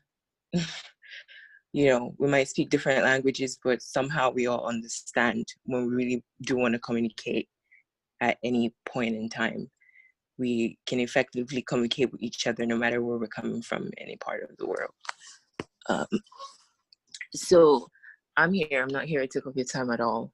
I'm just here to express as a human being, and most of all, and also to express as a Black person, as a Black woman as well. To be honest, I was speaking to Ash yesterday, and I was like, I'm coming from a different ball game, or a different ballpark, in the sense that I grew up here in Nigeria. I have my parents, and everybody that I was mostly around me was the same shade of skin as me. I went to boarding school, so most of my classmates at the time too, most of them were like almost the same shade of skin of me, or a little bit lighter or whatever. So I don't know. I cannot fully say that I understand to a certain level, and I comprehend to a certain level what, especially Black Americans, people who grew up like in a place where they had to stand out, you know. I can only really imagine what it feels like going through stuff like this, being the little kid in class, and you know, you stand out from your peers significantly because of the color of your skin. Just like how if someone came to visit, or someone came from any other part of the world that, you know, had a different shade of skin from us, that's how you stand out. Oh, okay, where are you from? Blah blah. But we're also how we grew up as human beings. Sorry, I'm a little nervous too. How we grew up. For me, like in school, growing up, having to see my parents, having to see my family, having to see everybody around me, I grew up in a very deep-rooted culture. Everything, the only difference that I could see was like watching TV, because, you know, at the time, there was not a lot of Black representation on TV. It was a lot of like, you know, a lot of white television being like, that's what we were shown. I was watching a lot of things on like DSTV at the time. I watched the same cartoons that you watch at the time, maybe Flintstones, all of that stuff. So, and of course, in that way, it affected our mindsets in the sense that, you know, you were curious. We're curious about the Western world, because that's how we put it, like going to the West. We're curious about the Western world. We're curious about what's going on there, the lifestyle, the way of living and everything. But more and more growing up, you know, as you age with more knowledge, and especially when I moved to Canada, I stood out immediately because it's a different environment. I stood out in the sense that I had to adapt to the cold too. And apart from that, I stood out in the sense that I became, the darker shade. I became the minority. So what I'm trying to say is, what Black Americans or people who had to grow up in a place where they're a minority, what they're feeling is, I can only comprehend the depth of what they feel in regards to racism, because it's like they grew up with it. As a child, you grew up thinking that, oh, I'm different. The texture of my hair is different. The color of my eyes or whatever is different. Sometimes even depending on what family you come from, for instance, you come from family who like still really keep their roots, the kind of food you take to school for lunch is different, just from that. And growing up, as years go by, everything about you is different. And then I was telling Ashley, there's nothing wrong with difference. Difference is absolutely, absolutely beautiful in any sense of the word. It's just how us as human beings have come together and have picked on those differences and used it as superiority. I was telling Ashley, superiority can go in different forms. It's good to feel a sense of like, within you, like Ashley was explaining, like I'm a superior being. Yes, you're good. Like that's where the confidence stems from. Yes, but confidence shouldn't be ever used as something to bring somebody else down. Confidence should never be used as, oh, I'm better off. The continent of Africa, to be precise. I was also mentioning to her that in both ways, in a major part, people who came and colonized different parts of Africa, like I can only specifically speak for Nigeria that I know because we're mostly colonized by the British. They came here in different forms, either in integrating Christianity into our culture, or they came here as a means for trade and things like that. And then it became slave trade and whatever. I would also have to acknowledge the fact that we did play a little bit of a significant role when it comes to slave trade, because ethnicity in the country that I am in right now, ethnicity in terms of who's higher in power, who's more superior happens here, even within like where I am.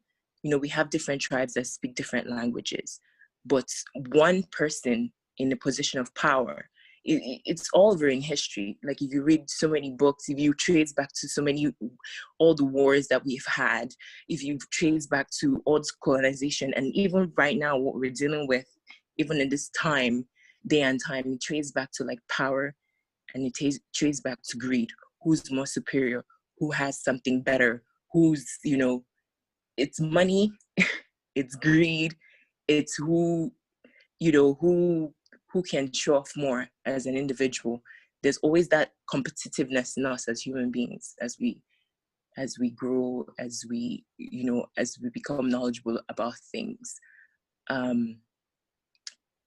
So in terms of ethnicity, there's a tribe here in Nigeria that, because they thought they were more superior to other tribes, they participated in selling of slaves.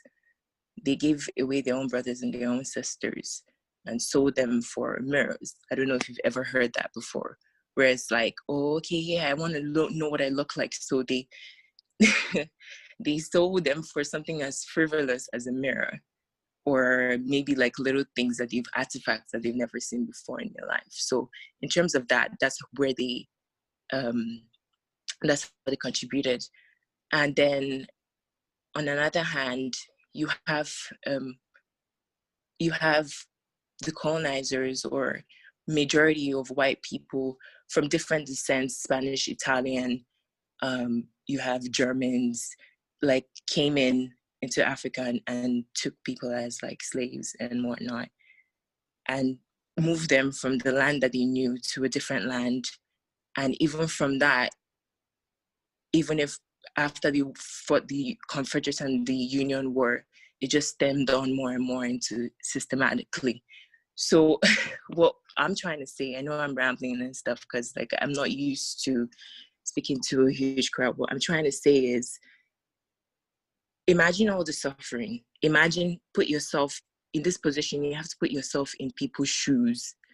You have to just think, what if it was me? What if I was ripped apart from my family? What if I was ripped apart from all the things that I knew? Just taken in the sense that you become a slave to within your own life, because it's not just oh, I'm being shot. Yeah, it's not just that. Those things are like that's the height of it too.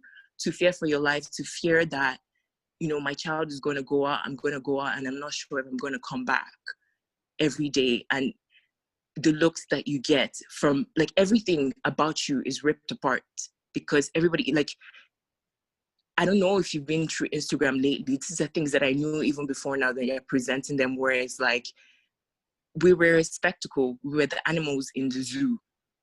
Or let me say our ancestors were the animals in the zoo, like literally caged up for people to look at and pay money and pass by and be like, okay. But if you have love, absolute love in your heart, I know that they knew right from wrong. I absolutely know that individuals knew right from wrong, just like how some of my ancestors or a different lineage or another ethnic group within Nigeria did all of that. I knew that they knew right from wrong. But the thing now is, what are you doing about all of that? It's systematic, it's rooted, it's very mental. It is not momentarily. You can go now and you'd have all of this protest and all of those. And I was telling Ashley, I was like, don't come and tell me I protested in June, whatever, or May, whatever of 2020. No, it's a lifetime thing. And it's a lifetime learning curve too. It has to go on for life until these differences are no longer seen ever, ever, ever again. It's a building block, it's systematic, and it's also financial, in the sense that any resources that you have to go into balancing and reparation for the atrocities that were committed. It's not necessarily from you. It's not you, but it stems. And I was telling Ash too, there's things that pass on from the blood. You know it and you feel it. Like, ancestors did it. You know how, like, Black families would keep giving birth to their Black babies.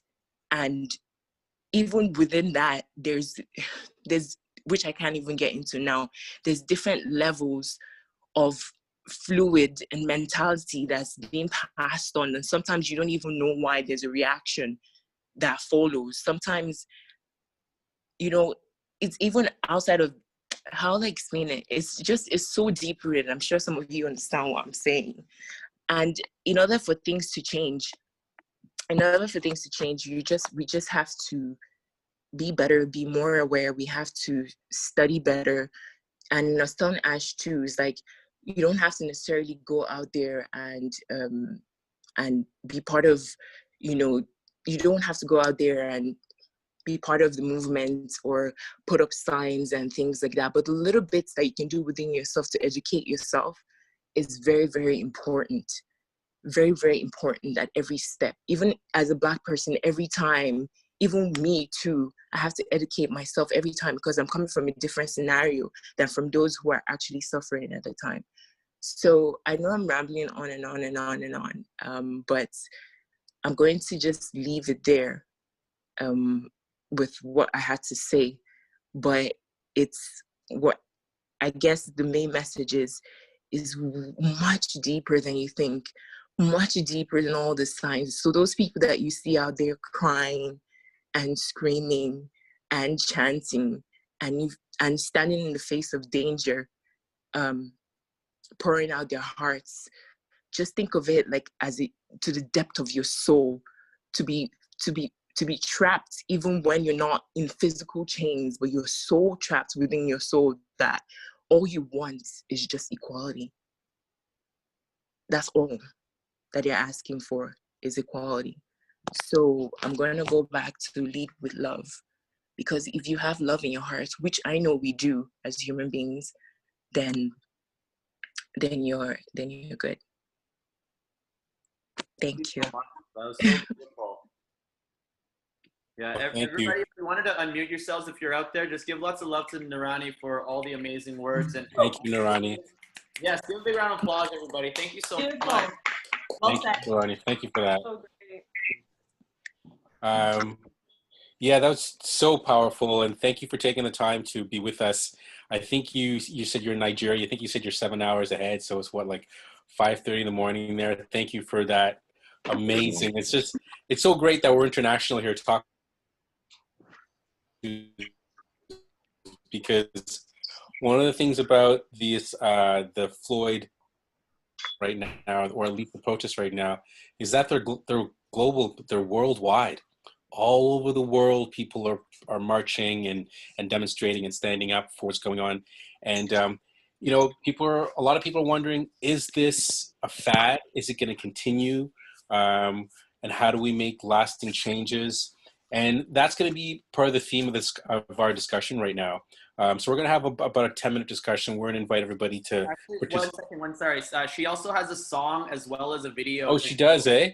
Yeah. And yeah, just timing wise, we might have to move forward past the discussion and then have that after the open mic. So we're just going to, yeah, sorry about that, Adrian. I should have let you know that. But thank you guys so much for your patience. And honestly, Narani, if you ever have a podcast, let us know, because I would listen to that very much so. What an amazing voice that you have. So here we are. We're just going to share your video here.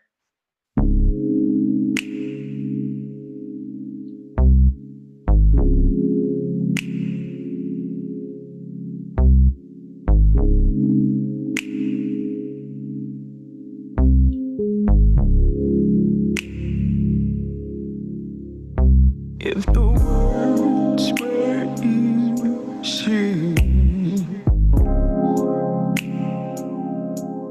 I guess I could have told you by now.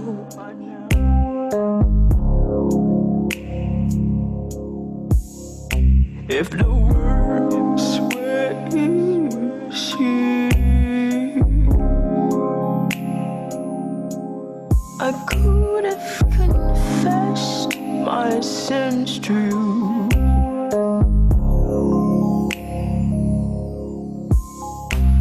I'm staring at the mirror, looking at the other me, negotiating my actions.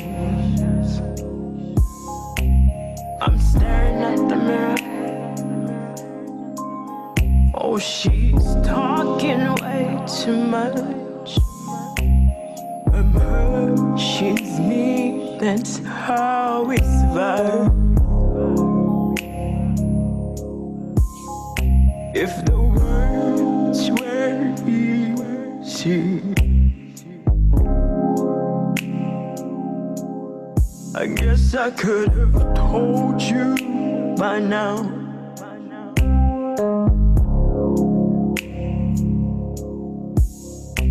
If the words were easy,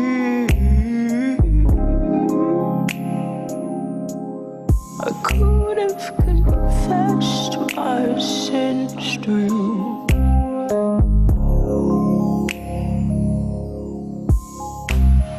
Staring at the mirror, who do you see? I'm staring at the mirror. Who do I see?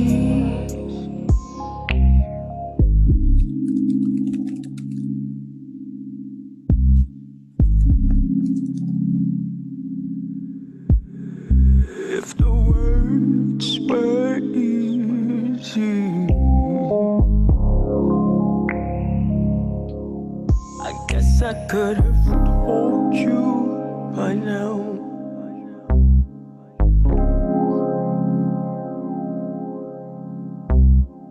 Not tonight, baby, let's just rest. Tomorrow's another day. Not tonight, baby. The stir in your eyes.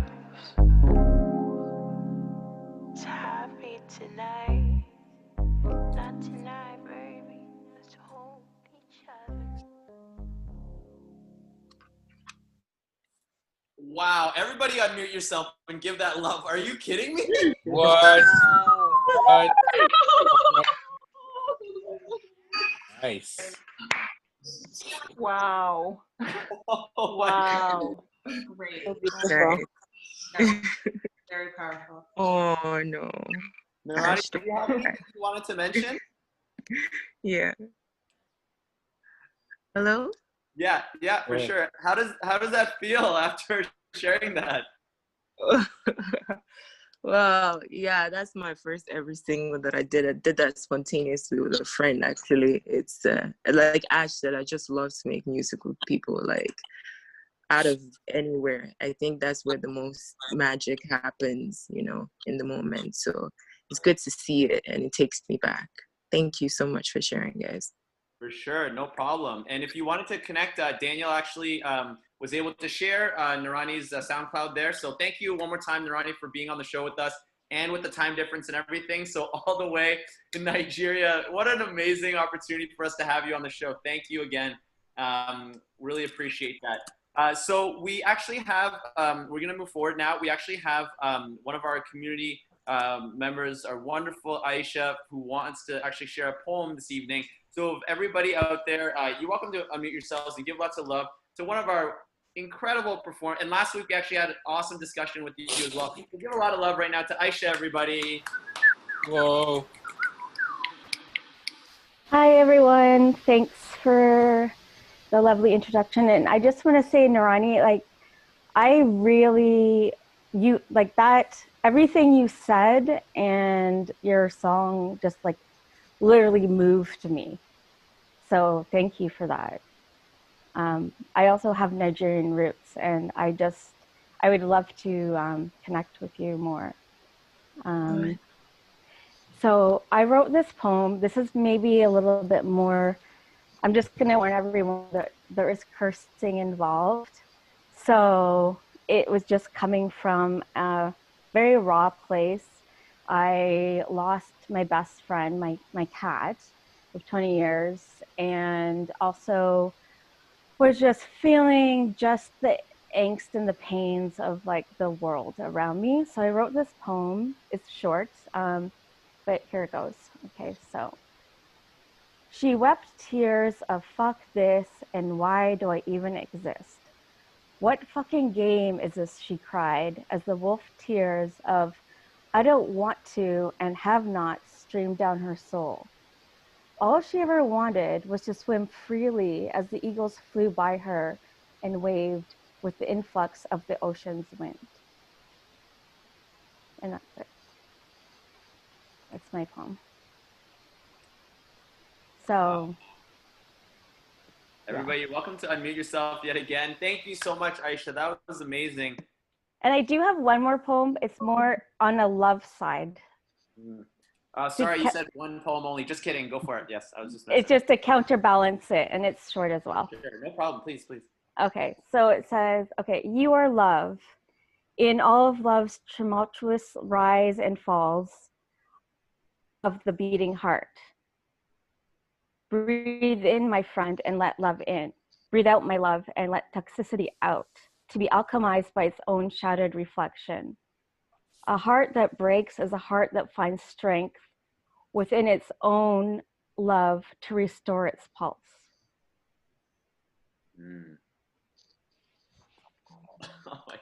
Wow. Thank you for listening. Nice. I don't know if you put that anywhere, but I'd love to read that as well. That was, yeah. Yeah, I can. It's on my Facebook page. So. Okay, great. Thank you. All right, everybody, one more time. Big round of applause for Aisha for sharing tonight. Thank you so much. Thank you. Love. Thank you. All right. What an amazing night so far. I'm still blown away by that music video. And then Aisha comes on and shares from her soul. And we just really appreciate what this community is doing for us at this time. So thank you guys so much. Obviously, I wanted to give also like this is our FreeFlow Showcase is our Instagram page. If you guys wanted to check that out, it is absolutely awesome to be able to have you guys be able to pay attention and give lots of love to that. We always feature all our performers on here and share that, as well as topless pictures of our producers. It's one of my favorites. So it is awesome to have you guys here for the show. Sometimes we do have new performers and who are on the show, and they're going to be able to dazzle us. And this actual next act is I saw their Instagram and I was immediately just blown away. I was just like, this is going to be one of the best things to have them on our show. And for them to be able to close it out tonight, we're so grateful for them to be on the show. So if everybody wants to unmute themselves, give lots of love right now for the Quarantine Sisters. Hello. Yes. Hello. Hi, everyone. Hi, guys. We really appreciate you tuning in till, 10:47. Wow, what a show, but we're really appreciative of all your voices. Every message that we heard is significant and important to what's happening right now, so we really value what you guys have been saying. We're the Quarantine Sisters. My name is Leah. I'm Steffi. And we created this group out of, obviously the quarantine situation and the pandemic. We just wanted to, relieve people from the stress of what was happening and just, corny as it sounds, bring a smile on everybody's face. And especially with what's happening right now with Black Lives and the movement that's going forward. Stephanie, if you could speak on that a little bit. Yeah, no, I mean, we all know what's been happening.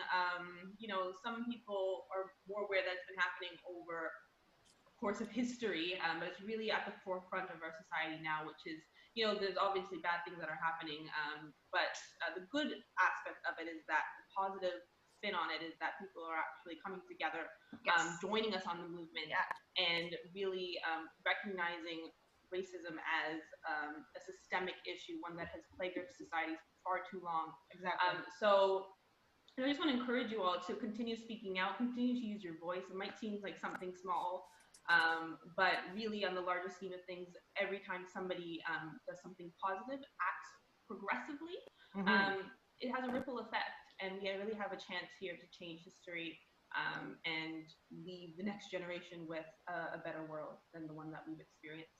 A little bit about our, professional backgrounds. I'm a lawyer, and I work kind of in the public sphere, so I actually witnessed firsthand the inequalities that marginalized and racialized groups, specifically Black people, have been facing in Canada. And, I do little things here and there, wherever I can do to kind of bring it to light, so that, we're not just being complacent or accepting things that we really shouldn't. My sister works in broadcasting, and so she's on the media forefront and is able to bring awareness to it there as well. Let's continue to push forward and make meaningful change. We're done with just words. We want action, we want change in the law, we want change in policies, we want change in workplace, employment, in the jails, every area of society we want change. Exactly. And we see progression in that, and we see unity in that. And I guess this is a movement that's happening that's, unprecedented. We have never seen anything like this before. So we just want to keep that movement going. We want to encourage those because we don't want to see this as just a trend. We want to see this as progression, and we want to see this as a change in the world, almost like a revolution. And I think that there's something here, so we're going to continue with it. And I really applaud everybody that's on the live right now that's participating in this, because we're all in this together. And I'm happy to see that union. So thank you guys.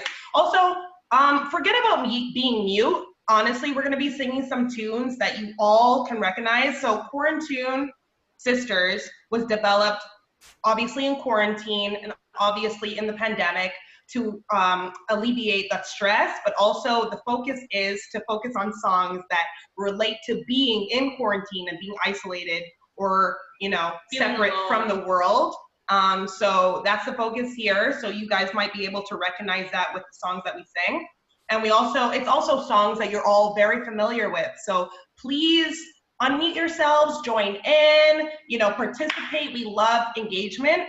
So that's encouraged. So like, honestly, unmute yourselves. Honestly, we want y'all to just join in. It's almost not church, but we want it to be almost like church, where we're all involved, we're all encouraged, and we're all engaged. So join with us.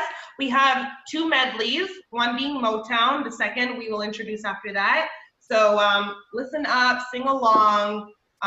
We want everybody to be involved. And thank you again. So the first one is Motown. So we're gonna start it right now. Woo! And also, let me just plug us, because selfishly, we're gonna plug us. Our name is Quarantune Sisters. All right, Quarantune_sisters, Instagram. And join us, because those videos are, in my opinion, awesome. And mine. I think we did a pretty good job. And we want your feedback on that. We want recommendations for the next Quarantune segment. And this is the first one here. So it's called Quarantune's Motown Edition. I guess I'll rap on your door, Tap on your window pane, till you come back to me. That's what I'm gonna do. So I just called to say I love you, and I mean it from the bottom of my heart. But I never can say goodbye, 'cause ain't nothing like the real thing, baby. Ain't nothing like the real thing. Oh, don't you know I sit around with my head hanging down, and I wonder who's loving you. All right. Sorry, we got carried away. My sister brought out my weave. That was kind of rude, but that's how it goes sometimes. I've never screamed like that before. So second video, this is reggae. Quarantune's reggae version. No, I just need a moment. Okay? Woo, okay. She needs a moment. All right, we good? We're good. Steph, we good? We good. Because we're going to do our reggae version. Let's go. Okay, we're good. Good. Let me start again. Quarantune's reggae version. Go.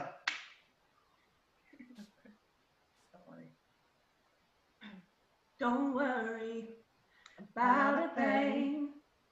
Every little thing is gonna be alright. Remember the songs used to make you rock away. Those were the days when love used to reign. Yeah, we dance all night to the songs they play. We can come again, doing just the same. Yeah.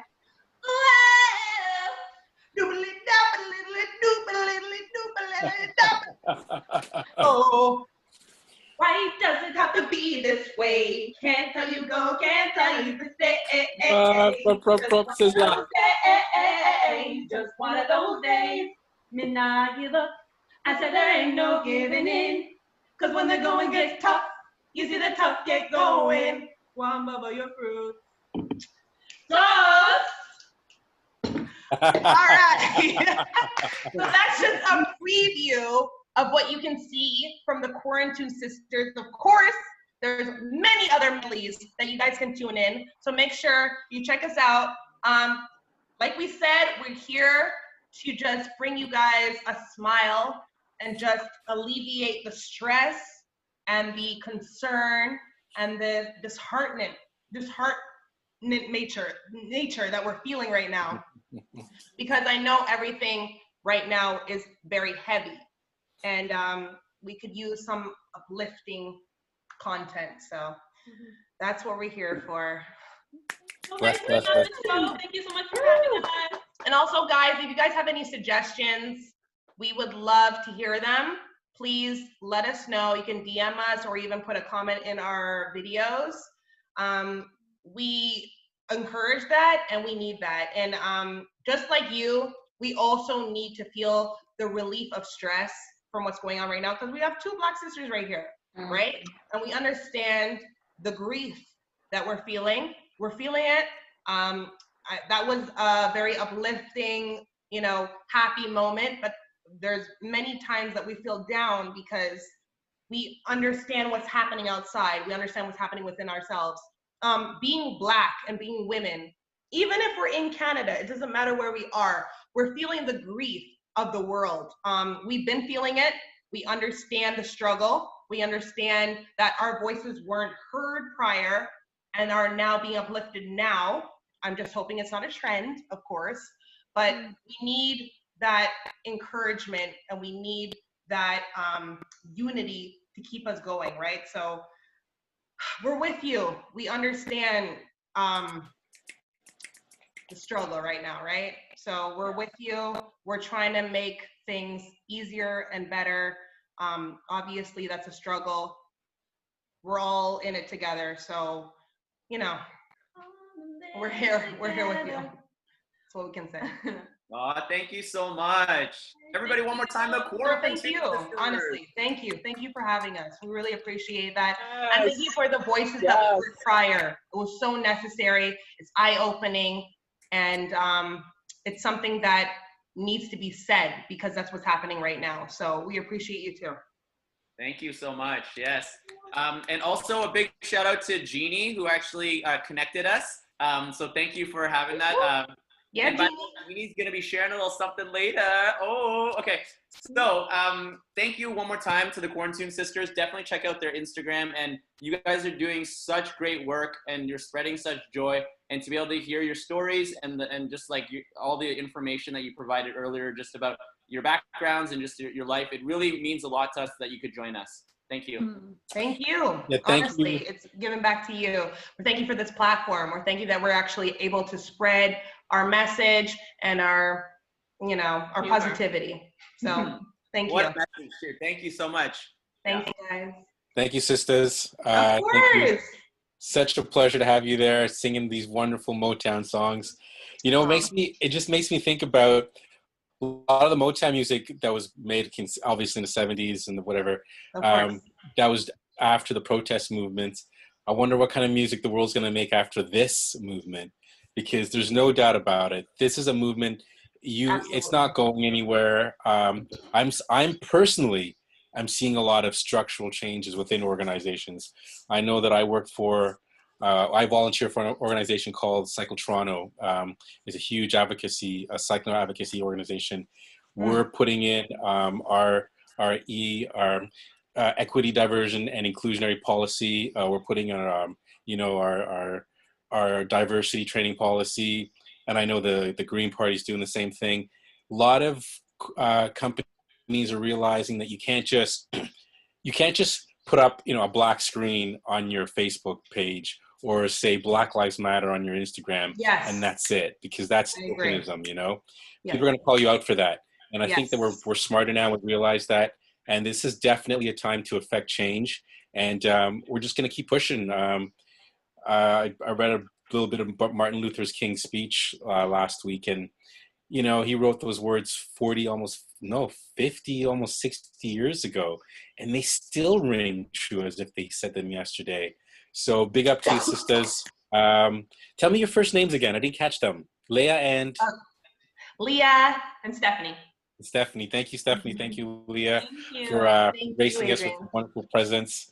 This has been a great show. Really great to have our blackout version of our FreeFlow Showcase. And we're going to continue with the open mic. It's 11 o'clock now. We finished the showcase part of our show. We're moving on into the open mic, where we have a few performers. And then after that, we're going to have a bit of a discussion. We're going to hope you can stick around for another 20 minutes or so, 15, 20 minutes. We've got a couple topics that we want to touch upon and just keep educating ourselves and sharing, all right? Love that. Thank you, Adrian. Thank you again, guys. Have a great evening, and I'm so happy to be on this platform. Yeah, no problem. Thank you guys for joining us. And can you please give a big thank you, shout out to your boyfriend who's holding that light for you? I know. He's been so direct. He knows exactly the angles. Oh, He knows the angles. got it. He's excellent. His name's Brendan. Love him. Well, thank you, Brendan, for all of your arm strength. We really appreciate it. Thank you, Brendan. So we do have to go into our open mic. What an awesome night that we've had so far. Thank you again to all of the performers who were able to join us. We really appreciate it. From Chris to T-Bay. We also had Nurani. We had the Quarantine Sisters. And then we also, who opened again? Desiree. Where's Desiree? It's all good. I'm a forgetful person. I smoke a lot of weed. It has nothing. I appreciate everyone. Don't even try and put that on me, Risa. I see your guilt that you're trying to give to me. I get that enough from my mom, all right? Don't worry about it. So I have to this is perfect because Risa is the first person. Somebody just left right now. I was like, oh my God, did Desiree leave? Now I'm like double broken heart. Okay, so as well. I want to say you. Sorry? We'll just shout out Aisha as well. She was the one performer that you missed. Yes, that's right. Perfect. Thank you, Aisha, as well. And for you to be part of our community, it really means a lot to us. And also last week, you did mention how welcome that you do feel in here, but it really is such a reciprocal thing. We're growing so much just by having you as part of our community. So thank you so much. Anybody else out there that I need to make sure I shout out right now so that I don't get in trouble later? Everybody. Come on, everybody. Adrian, me. I fucking love this show. I love this show so much, guys. So our next performer is on our open mic, but we have featured her multiple times, and we're so grateful to have her again. Adrian already went on this huge, beautiful rant about Risa already, so I can't give her too much love.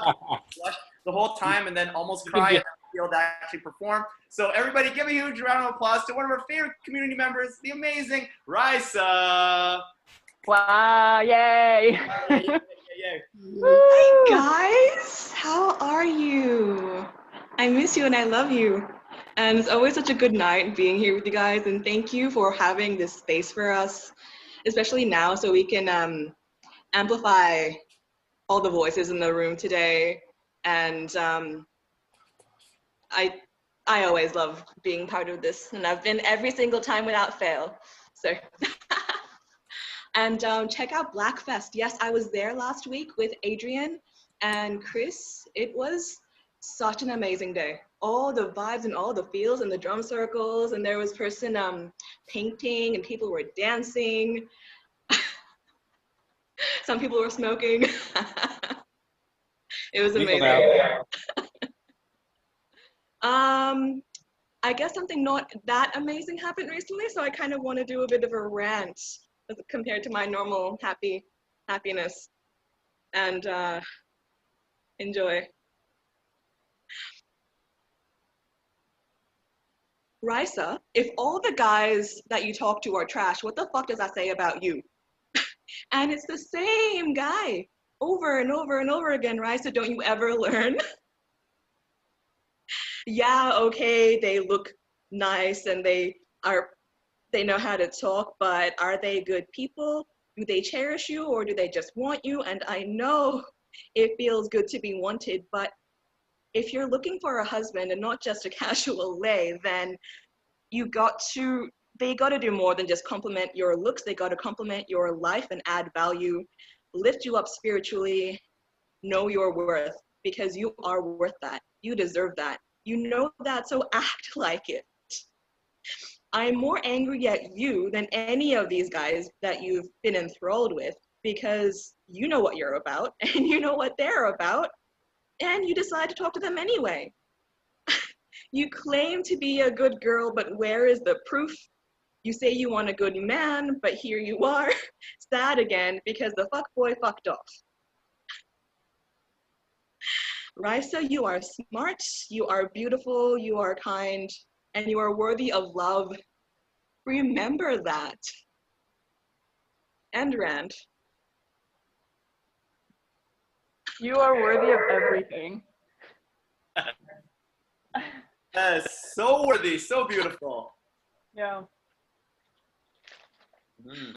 I love the side of you. It's so beautiful. What, the angsty version? Yeah. It's like We very like Yeah, it's really powerful too because it's like things that people definitely experience quite often. So it's nice to be able to be inside that. Oh, that was me. Love you guys. Well, thank you for sharing. Everybody, one more time, give a lot of love to Rice, the first on the open mic tonight. Thank you for being with us every week. Thanks, Rice. All right, so we're gonna go into our next performer. It is awesome to be able to be here with you guys still. It is amazing to have our next performer too because I actually first saw them at what was it, 120 Diner, and she was. And right when she was done her karaoke, everybody was like going to like congratulate her and stuff. And I like pushed people out of the way. I'm like, you must do my show. Like, and then she's like, what? Oh, okay, yeah, I guess so. And then I booked her like for the month right after. And then she's actually the cousin of the Quarantine Sisters and all of that. So just being able to have her here, I'm really appreciative of that. So if everybody could give a big round of applause to Jeannie, everybody. Whoa. Hi, everybody. Can you hear me okay? Is this microphone okay? That's good. Okay. Yes, so I haven't obviously done karaoke in like almost 3 months, so I'm a little rusty. But I was gonna do a little Tracy Chapman. I've been listening to a lot of Tracy Chapman today. I was just feeling that. I was in that space. So I was gonna do Fast Car because I'm not sure about my vocals right now. So hope you guys like it.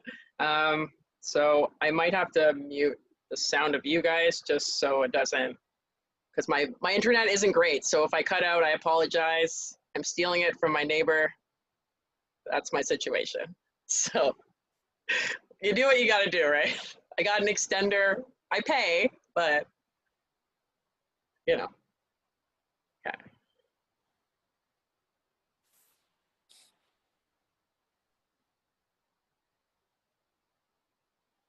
All right.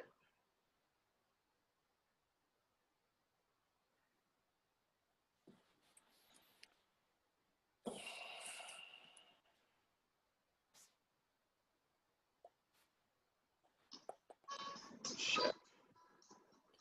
1 second, I gotta repair it to my Bluetooth. Sorry. I thought I was ready. I wasn't ready. I'm so sorry. It's all good. You got this. Are ready. I'm ready. I'm ready. We got lots of time. Take your time. Okay. It's all good. It's nice to have you. You know, with the internet connections, everything is messed up over here. Okay.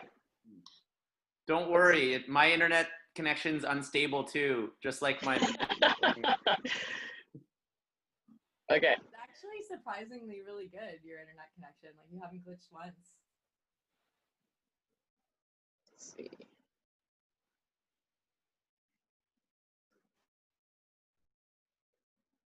Do it. You guys hear it okay?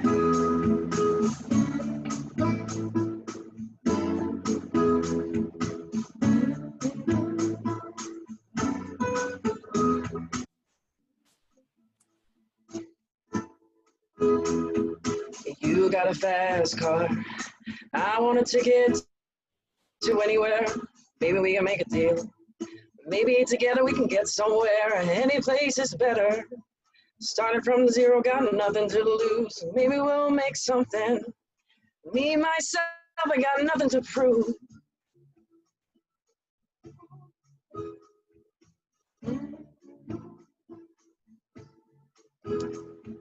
You got a fast car.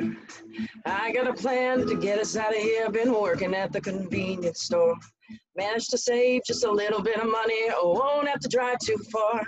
Just cross the border and into the city. You and I can both get jobs and finally see what it means to be living.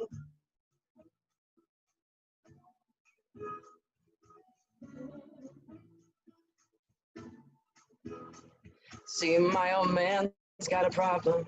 Live with the bottle, that's the way it is. He said the body's too old for working. The body's too young to look like his. Mama went off and left him. Wanted more for life than he could give. I said somebody's got to take care of him. So I quit school and that's what I did.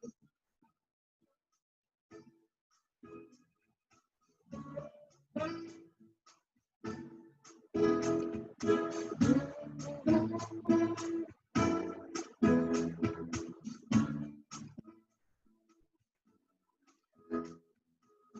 got a fast car. Is it fast enough that you can fly away?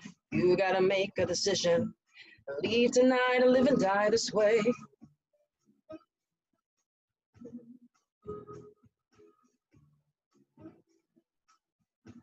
So remember we were driving in your car. Speed so fast, felt like I was drunk. City lights came out before us, and your arm felt nice wrapped around my shoulder, and I had a feeling that I belonged. I had a feeling I could be someone, be someone, be someone.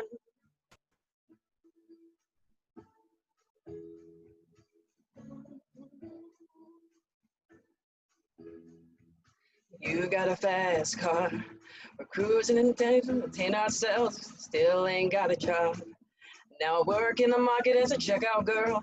I know things will get better. You will get work and I'll get promoted and we'll move out of the shelter. Buy a bigger house and live in the suburbs.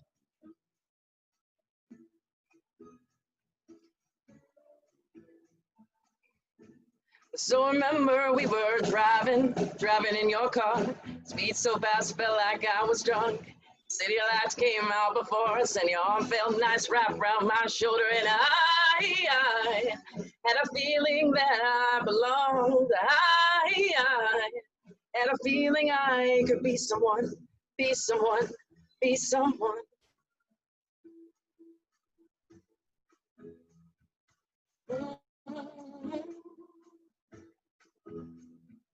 You got a fast car. I got a job that pays all our bills. You can stay out drinking late at the bar. See more of your friends than you do to your kids. I always hope to be better. You'll find it. Sorry, guys. Ain't going nowhere. Take a fast car and keep on driving.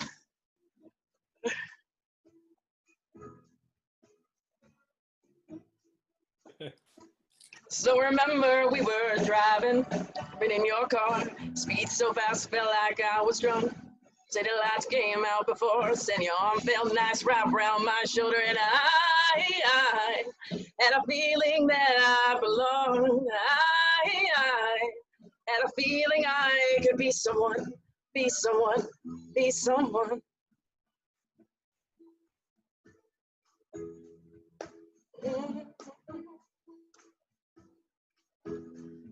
You got a fast car. Is it fast enough that you can fly away? You gotta make a decision. Leave tonight and live and die this way.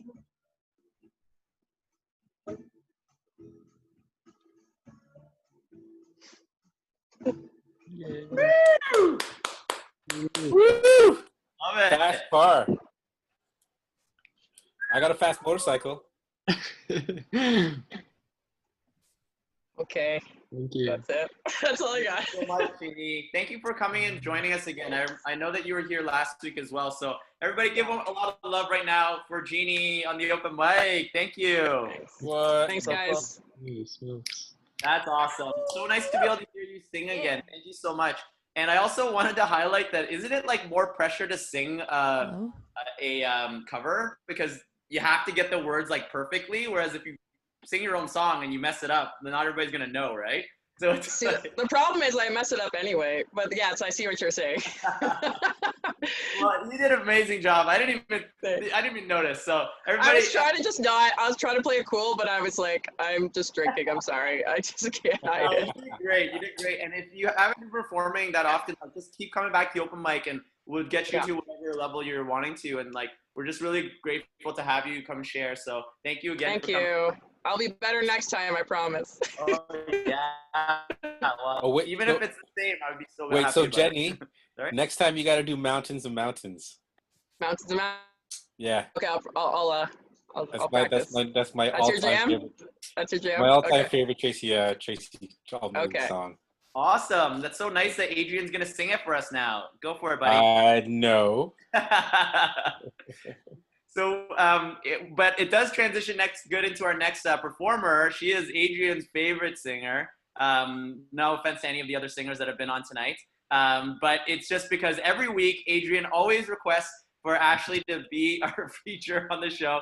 And so it's amazing now. We're going to actually have Ashley come through. So if everybody out there, give a huge round of applause to one of our co-producers and one of our favorite singers in the whole world. Give it up for Ashley. Whoa, bruh. Hello, can you guys hear me? Yeah. Oh, okay, good. Okay. I didn't do a sound check, so I don't know how good the sound is, but like, how does the microphone, is it need to be louder or softer or louder? Sounds perfect. Okay, perfect. So I'm not going to do an original tonight. I just wanted to, I saw everybody sharing and like Narani is here and stuff. And we sing together and I haven't like heard her sing and she hasn't heard me sing. And I just wanted to like share with her, my voice and and just like share the love and with everybody here as well. So I actually sang this song last Friday on Aisha's FreeFlow Showcase. And I got a message from Roisin and she was like, yo, girl, that's my favorite song. And anyway, so it's just like, it's cool that it resonated with her because this song was like my favorite song when I was like 16, 17 years old. I moved to Toronto with a backpack full of clothes and I found solace in like partying, like raving and underground, like just dancing, dancing it all out. And anyway, so this was my favorite song. So I'm just gonna sing it a cappella to you guys. But it's called Finally.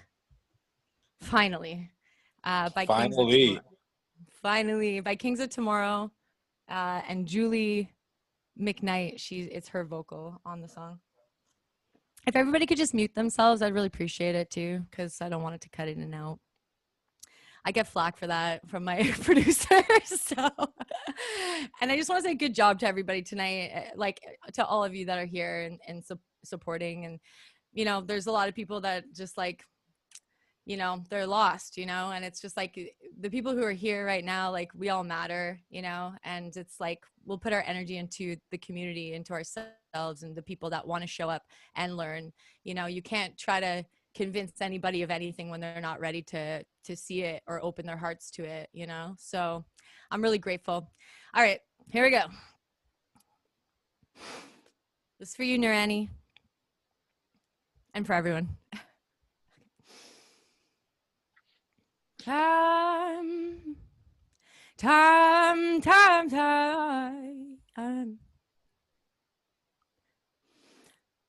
Time watches on, never ending. Time keeps its own time. And here we stand at new beginnings. And your love ain't passing me by. And I can't dream for a soul. I hope I'm in a better state when here and now crumbles and falls. And you who make worlds collide. I knew you come knocking one day, unannounced like a thief in the night. Where do we go from here? Said time ain't nothing but time. And I now have no fear of my fears and no more tears to cry. Tomorrow means nothing at all if we can't hear the line when today places its call. Good morning, morning, morning, morning will never be the same, 'cause I won't make the same mistakes time and time again. No, I won't make the same mistakes time and time again. Said, baby, I got one life to do you better. Oh, come on. Said, help me. When can we get together? Oh, believe on. So come over to my place, my heart, and relax and chill. Yeah, express what you feel. Oh, come over to my place. Just relax and chill. What you want is right here, right here. Oh, I'm waiting for you, baby. Oh, said everyone, he's waiting, oh, for us. Oh, he's waiting for us to wake up.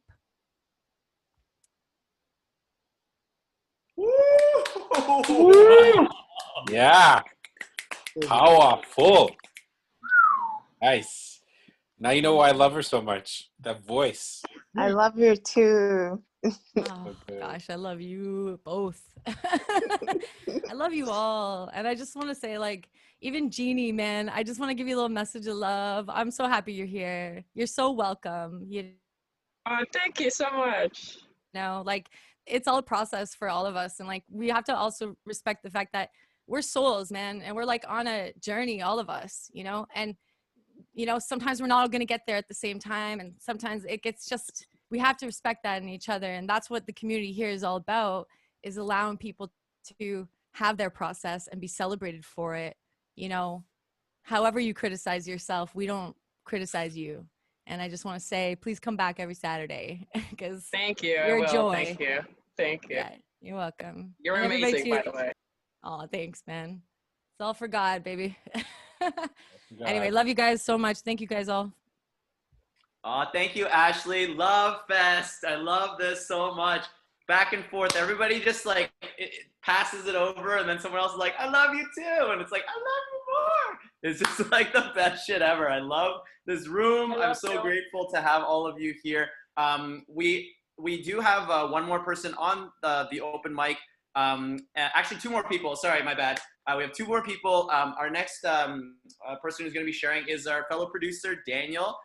He has a couple resources and things that he's been kind of checking out during this week, and he just wanted to share it with the rest of the I guess the group. And so if everybody wants to give a lot of love right now for Daniel.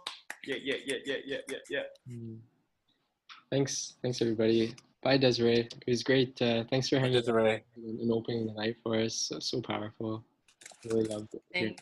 Thank you so much, everyone. Thank you. I really appreciate it. And I'll see you guys again soon. Yeah, thank you, Desiree. Just a really quick note. Adrian forgot that you went first. Just wanted to let you know. Okay, bye. See you later. Not true. Yeah, it was me. I did. But we're so grateful to have you. Thank you for joining us for such a long period of time as well. So see you next time. Thank you, guys. I'll chat with you soon. Bye now. Take care. Sorry, Daniel. Here you go. It's Bye. it's all good. Hey, everybody. Thanks for hanging out and supporting one another. And it's good to be here. I learn a lot when I shut up and listen, So thanks for sharing. On that note, I just wanted to share a few resources, like Anto was saying, that I really enjoyed. Like there was one, the first one I'm going to share is a interview with a guy named Dr. Cornell West. And I've never really been into politics. The current events kind of are demanding it a little bit, I feel. So I've been looking into that a little bit more. And this guy blew me away. Honestly, I opened it up just to get a vibe. And I watched the whole 2-hour thing, and it was just so good. And what I really loved was his reverence for the arts. A couple of the quotes from him were, he was talking about, this is why the arts are so important, because that's where the breakdown of white supremacy starts to take place. It's not in the politics, but in the arts, we can see that Black people are just as creative and intelligent as us. Black creativity, Black intelligence, Black genius. Another one, one of the uplifting features of being rooted in the arts and music is that no matter how ugly, vicious, and hateful things are, it never suffocates the human spirit. Somebody's going to tell a joke that makes you laugh. Somebody's going to sing a song that touches your soul. And then he talks about performance authorizing alternative realities for the audience. And I've always been a long time activist for the arts and the power of the arts, not only for our own internal processes, but it allows us to share it with other people, and people connect to it. People connect to their own creativity. Dr. Cornell West, this is the gentleman here. Such a brilliant man. Like I could listen to him talk all day. I think he's a professor at like Harvard and like Princeton, like really nice, like really like whatever prestigious schools. But I couldn't recommend this one enough. Just every second of it was truly inspiring. Very, very beautiful, beautiful man. Really appreciated that. The next one was this guy. His man's name is another doctor, Dr. Gerald Horne. He's an author. He's written a lot about colonization in the 15th century, 16th century, 17th century. He's got a number of books, but again, another really good interview. I found that this one is through the Rolling Stone, actually. They're called The Useful Idiots. But Dr. Gerald Horne, I highly recommend this one as well. I'm going to share all the links as well, but one of the main things I liked from him is that he talks about a police force that looks more like social workers than an occupying army. I know we've heard about that a lot, about that recently. He also looks at the movement and how it's largely based on spontaneity and it's decentralized, but he's questioning how to just organize it. And two of the books I really think would be good to check out are The Counter-Revolution of 1776 and The Apocalypse of Settler Colonialism, if you are interested in understanding more the roots, how slavery, of the indigenous and the blacks really built the country of America, as far as like the infrastructures, things like that. The next one, I'm going to share all these links after, just a couple more. This one is actually a report from the United Nations talking about systemic racism throughout all systems, education, healthcare, the judicial system, and they gave a list of things that the government can do, and I don't think the government actually did any of them, but there's a lot more light being shown on it right now. It's a very like, it's a legal document like from the United Nations, but if you've ever it just outlines systemic racism, endemic racism in Canada. And I think there was one more. Oh, it was Dave Chappelle. Like he just put out this thing, I think 846, and just really powerful. Yeah, I mean, well worth it. And I guess the last one, this was actually at the beginning of listening to Dr. Cornell West. He was talking about, again, the arts and how much he loved comedy and how much he loved music. And they talked about Richard Pryor and George Carlin at the beginning of it.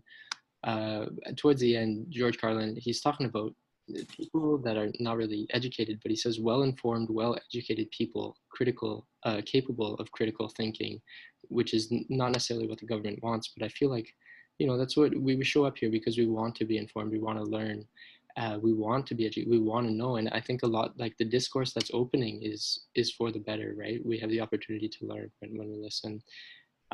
Anyways, I'm going to post these links into the chat. Feel free, if you want, to reach out to me directly, and I can share anything else with you. Thank you all for being here. Thanks for listening. Until next time. Thanks, Until the next time. All right, everybody. Give lots of love to Daniel. Thank you so much, man. Really appreciate it. And definitely, yeah, post those or even give us a Google link or something so we can check out all those, so it's a lot easier for us to access it. And it's always great to be able to have other resources to be able to connect us to. So I definitely agree. I saw the Dave Chappelle stuff as well, and it was just amazing to be able to see. And just some of the things that happened, like, I don't know if everybody's seen it, but one of the things that he mentioned was that the 8 minutes and 46 seconds that the cop had their knee on George Floyd's neck, that's like the same time as what Dave Chappelle's birth was. It was at 8:46. So it's just amazing that the exact connections of that. So just being able to hear about that, and it's about 27 minutes only. So it's definitely something to definitely check out. Yeah. Okay, thank you, Daniel. And okay, so our final open mic performer is actually Walter, who's been joining us for the last month or so. We're always so excited to hear his poetry. It is always very powerful. The words are just so beautiful. And I'm really excited to be able to read some of his stuff at some point. So if everybody wants to give a huge round of applause to Walter, everybody. Yeah.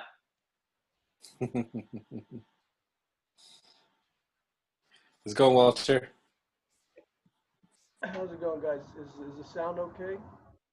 A little A louder. little bit low. It's a little low. Okay. Let me get closer here. Is that a bit better? Still a bit Not low. Let's see what we can do here.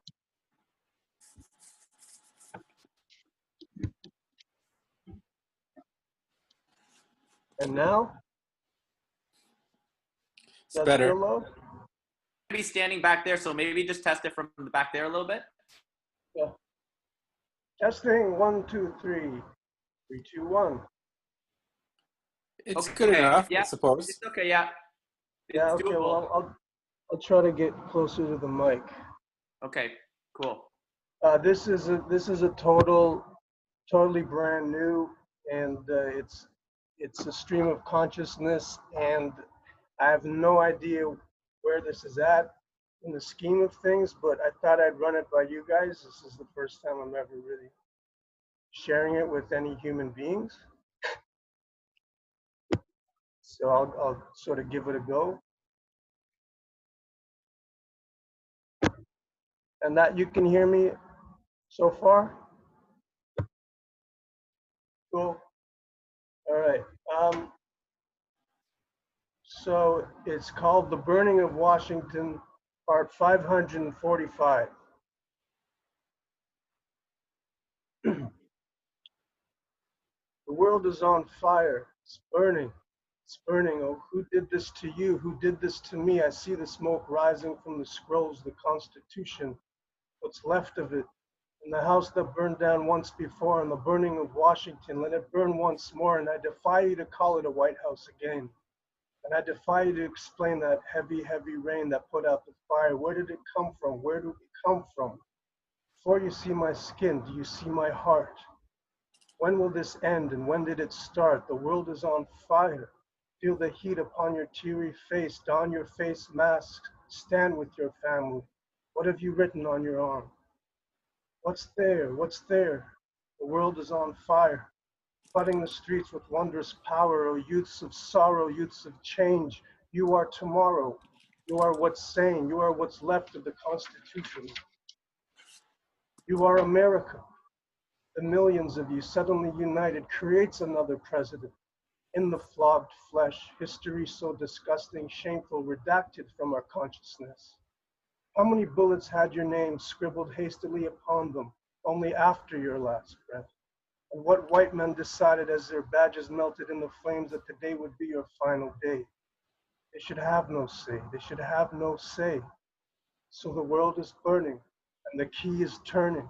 Oh, let that great key turn that the Lord is turning, and undo the chains and run in the rain. You are America. You are America. How many streets wet now with your blood, your tears? They should be named after thee, every single one, the boulevards, the avenues, the ones you ran upon, with these sheriffs on your heels, the roads you took when you ran for your life, from the mobs, from the torches, chased you through the cornfields and from your Mississippi porches. God help us see you, love you, be you. Freedom is upon your quivering lips, your beautiful, bold singing lips. You have sung for the white man, you have sung for your supper, the supper you planted. You have tap danced in the center of a circle of fire, and men too ashamed to show their angry faces cut out holes in sheets to see. The faces of pride and glory wince, but there is someone they can't convince. There is someone above the inferno who looks upon, who has seen it all, oh force of good, oh goodness, oh love. Fill their lungs with your spirit again. Their final breath is just the beginning. Spirited, spirited, spirited away. How many more will go that way? Oh brothers or sisters, oh brothers or sisters, the world is on fire and the shapes of these flames look too much like me. Let the sun rise, let these people go free. Martin, Malcolm, Moses, Muhammad, the sea of our blood rises up to your knees. Oh, it burns, how it burns, let it rain on the rain. Let the fire itself put out the fire. Our blood will not be your gasoline. We will not dig you one more well.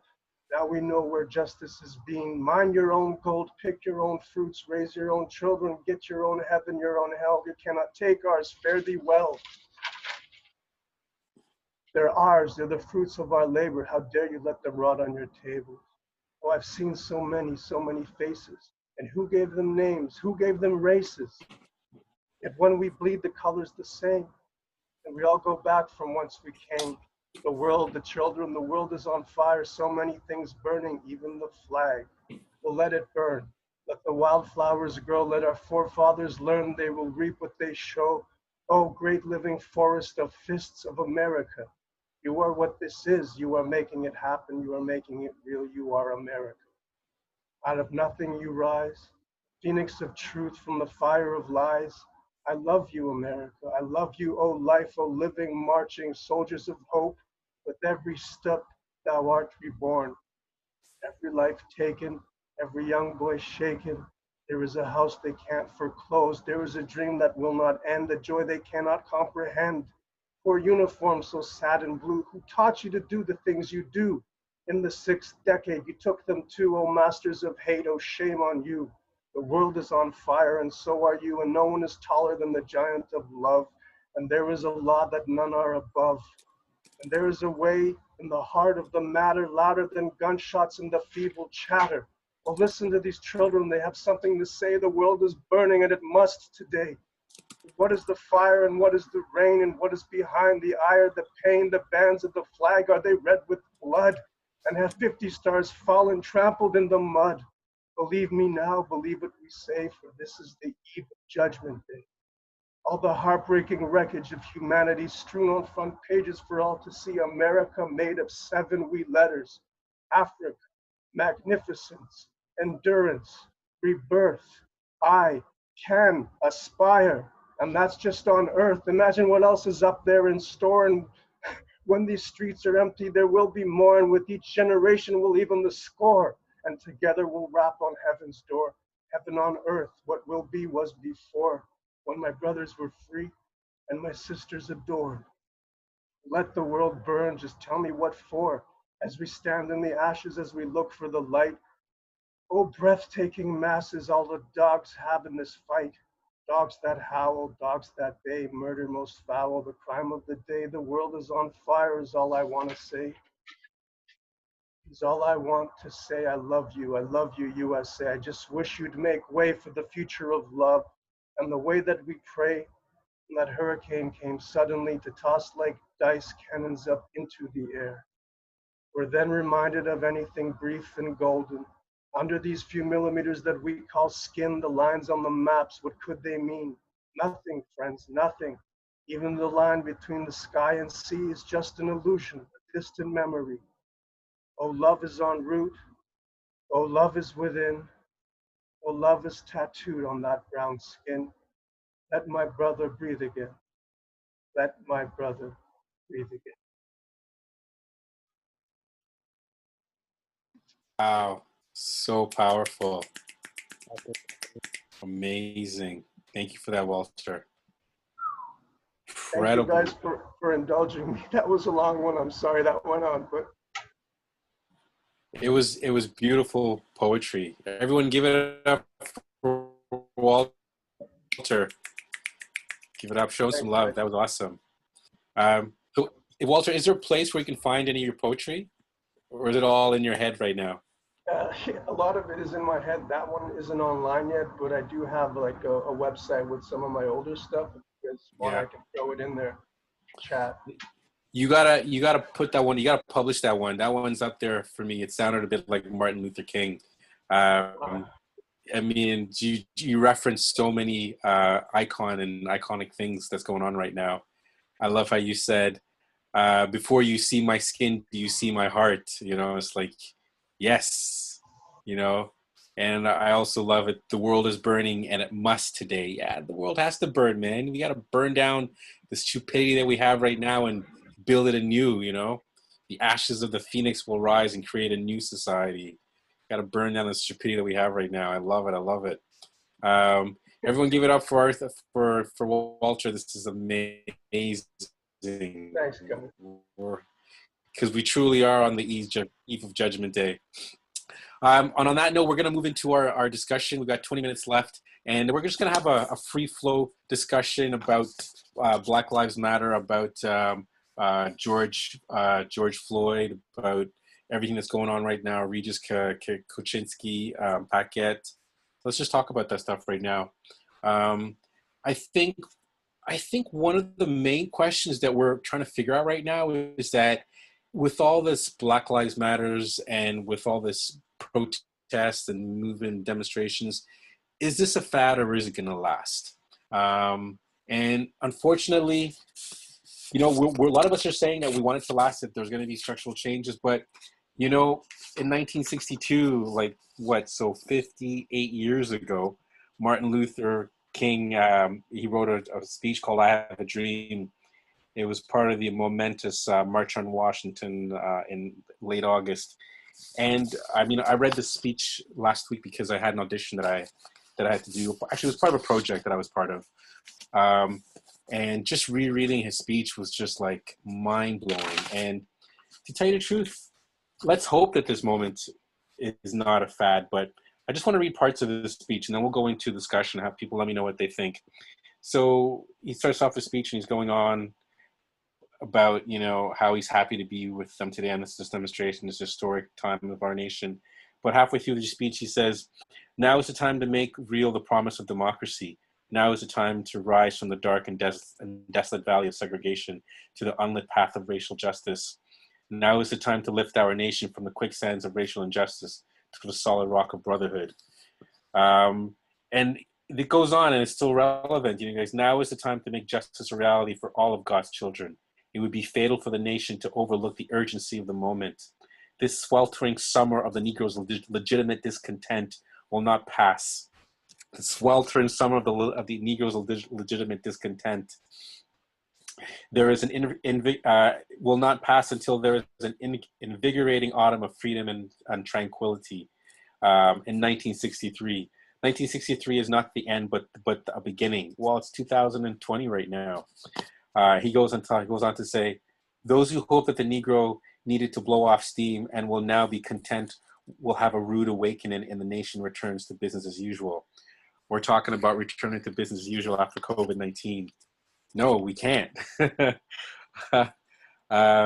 And then I just want to finish off. He says, "There will be neither rest nor tranquility in America until the Negro is granted his citizenship right. The whirlwinds of revolt will continue to shake the foundations of our nation until the bright days of justice emerge." The whirlwinds of revolt will continue to shake the foundations of our nation until the bright days of justice emerge. No justice, no peace, and no racist police. You know, they were shouting that at the demonstration. No justice over. The summer of our discontent is still continuing. You know, 58 years later, we're still having these demonstrations and people are still marching, and we're still rereading the words of Martin Luther King as if it was yesterday. Let's hope it's not a trend. Let's hope that we can really move forward and create the world that we want to live in. And let's hope that the fires and the burning was for something not just symbolic, but actually burning down the old institutions and the old ways of being and try to create something new. So I'm going to open up the floor to anyone who has something that they want to share, or something want to say, anything to add to the moment. We've got 15 minutes left. Don't die. This is a free space, an open space. Let's share and let's hear what you have to say. Okay, I'm opening up the floor right now. I think to add to that point, I think that a lot of people are kind of learning and waking up, and I think all of this information is something that you can't unsee, kind of thing. Like, you can't not think about it after you've learned it for the first time.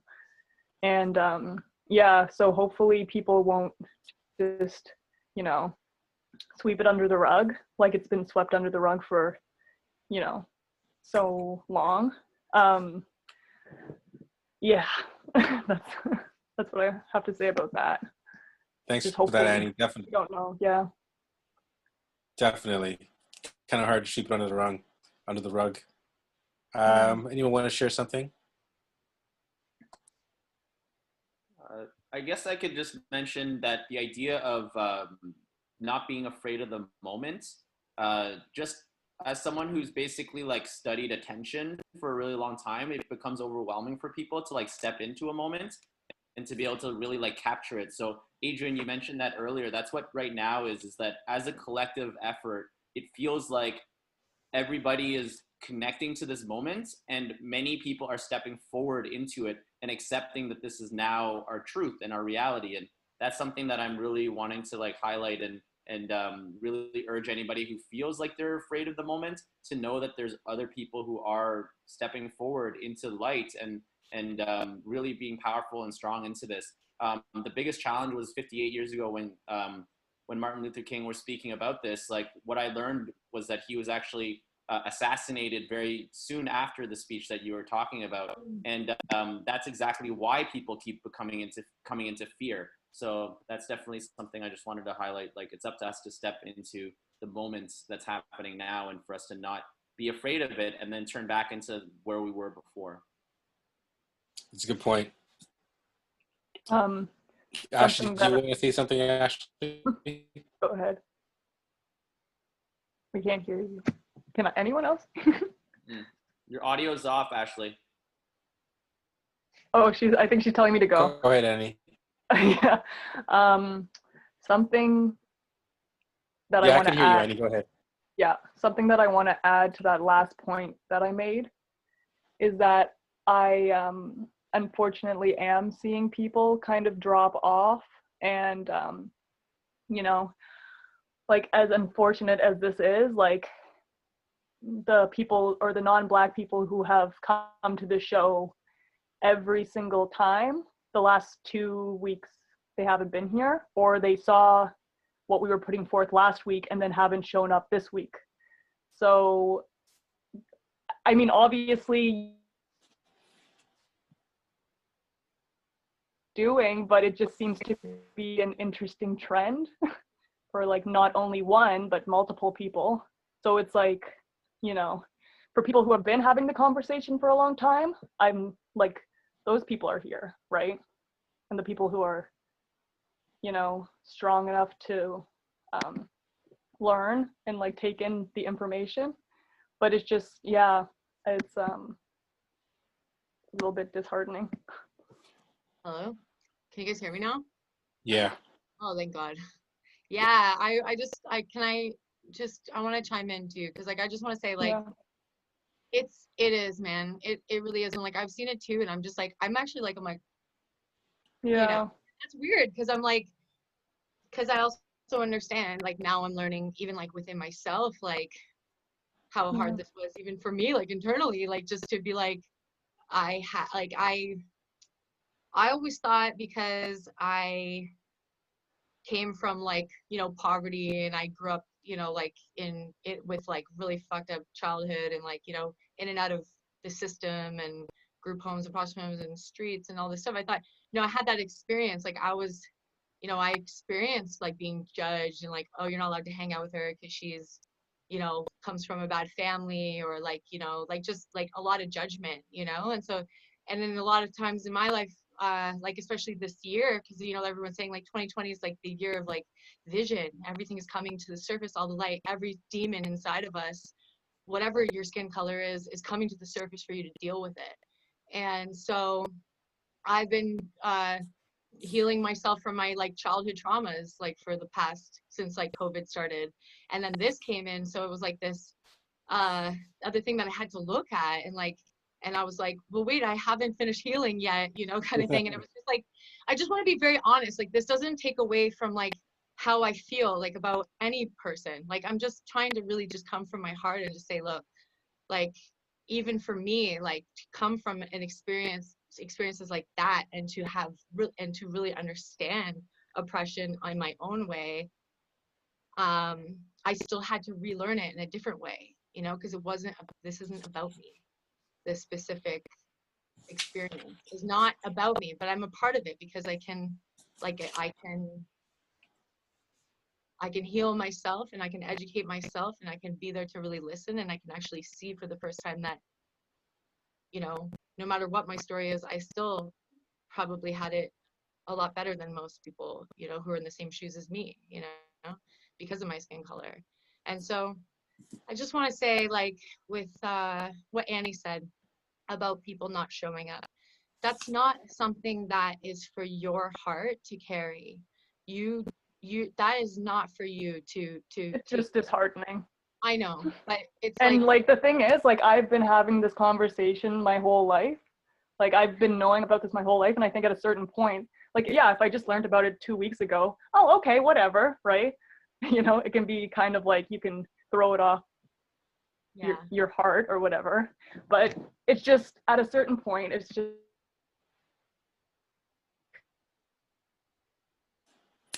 like, Cut out. you know what I mean? What'd you say? We I think, cut out. You cut out there. oh, okay. Yeah, I think like at a certain point, like when you have been having the conversation for your whole life instead of just 2 weeks, it's not as easy to just, you know, just let it go. You know what I mean? Yeah. Yeah. I know a lot of Blacks are having difficulty right now with friends and family. Yeah. Someone I volunteer with on Enemy Paul's campaign, she said she was having a rough week. She couldn't join what we're saying, and that's interesting too, because I suppose it opened up some wounds, and you're having discussions, and not everybody understands the subtleties of the situation. You have to be really mindful of the words you use and how you describe events and how you describe people, because you can end up offending them, and you don't want to create rifts when this should be a moment of healing. So it's tough to have these discussions. And I know a lot of my other Black friends are saying they're frustrated in talking to their white friends because some of them don't get it.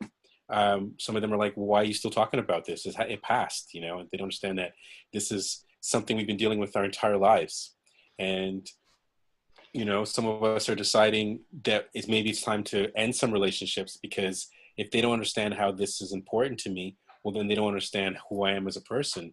And how can they continue being my friend, or how can I continue being their friend if they really don't understand the importance of this, instead of just dismissing it as just like, oh, it's just a fad, or so what if somebody dies? People die every day, Mm-hmm. So it's a tough time to have these discussions. And I also want to say that from a personal note, from an organizational note, like I mentioned it earlier at the top of the show, even at Cycle Toronto, we're having a hard time, because a lot of our membership, they're calling out us on the fact that we don't have an anti-oppression policy. And even though we have gone through some training, anti-oppression training for some of our staff members, we don't have an actual policy. And cycling is perceived as a very white sport, or a very white issue, because a lot of the cycling infrastructure and bike lanes are being put in downtown Toronto, the core. But what about the suburbs? What about Northeast Scarborough or Northwest Etobicoke? And we've lost a lot of credibility over the years, because people feel that we haven't done enough to include people of color and people who are living in, the outskirts of the city, and that we're racist in a sense. And as a Black man sitting on the board, I mean, I get it. I get it. I mean, I've always had to include myself into organizations.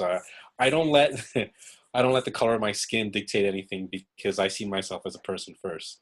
I see us as a human race, and everything that I want to accomplish is me becoming the best person I can be, or trying to be the best person I can be. But others see it differently, because they encounter systemic racism, and it's a roadblock. They encounter glass ceilings, and we have to look at it together and attack it from a unified approach, and try to break down these walls. And so we are having the tough discussions. People are calling us out on our policies and our lack of action, and we're owning it. We're owning it. My fellow board members are saying, my president, who's a woman,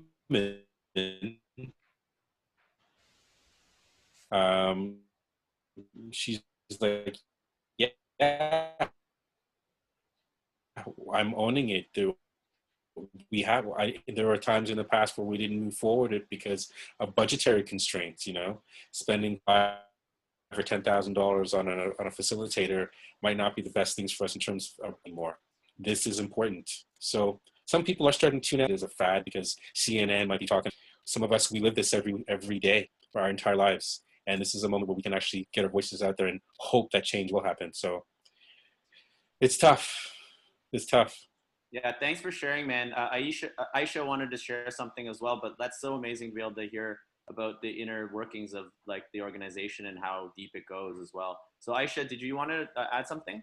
Yeah, I just kind of wanted to go off, like add to what Annie and Adrian were both saying, is that because I feel the same about having to fight for a feeling of equality my entire life.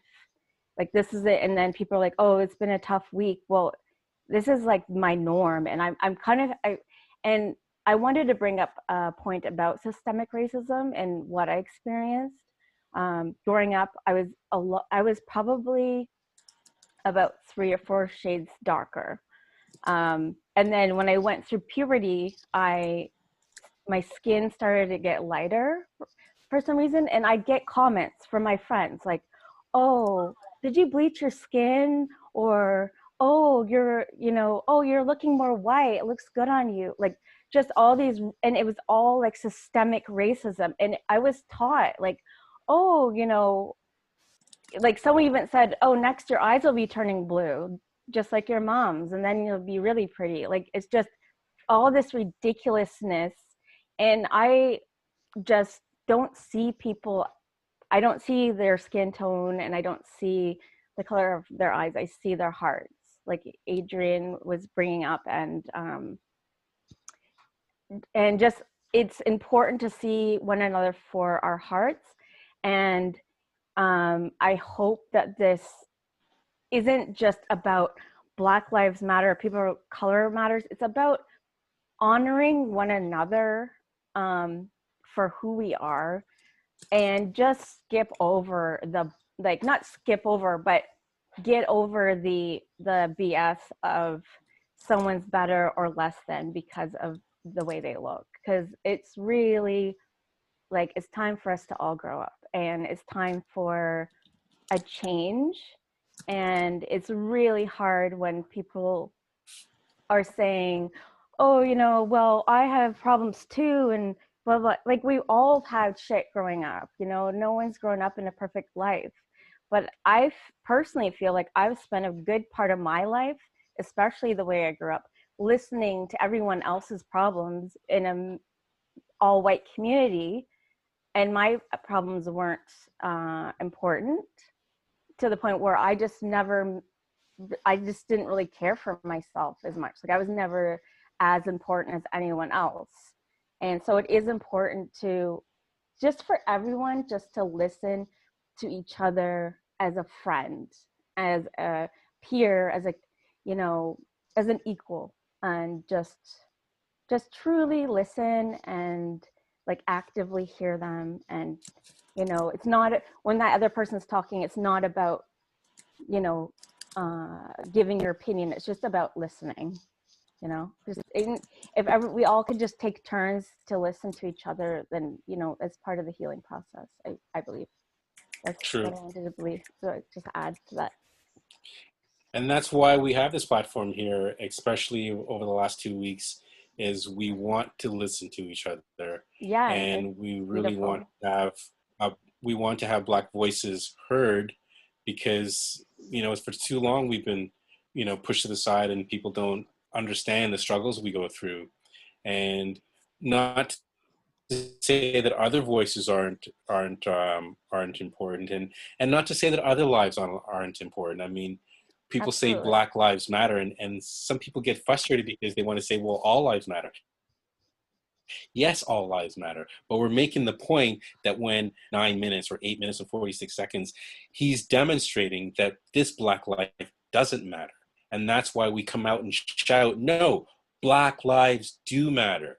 And but I'm Black of the opinion that all lives matter.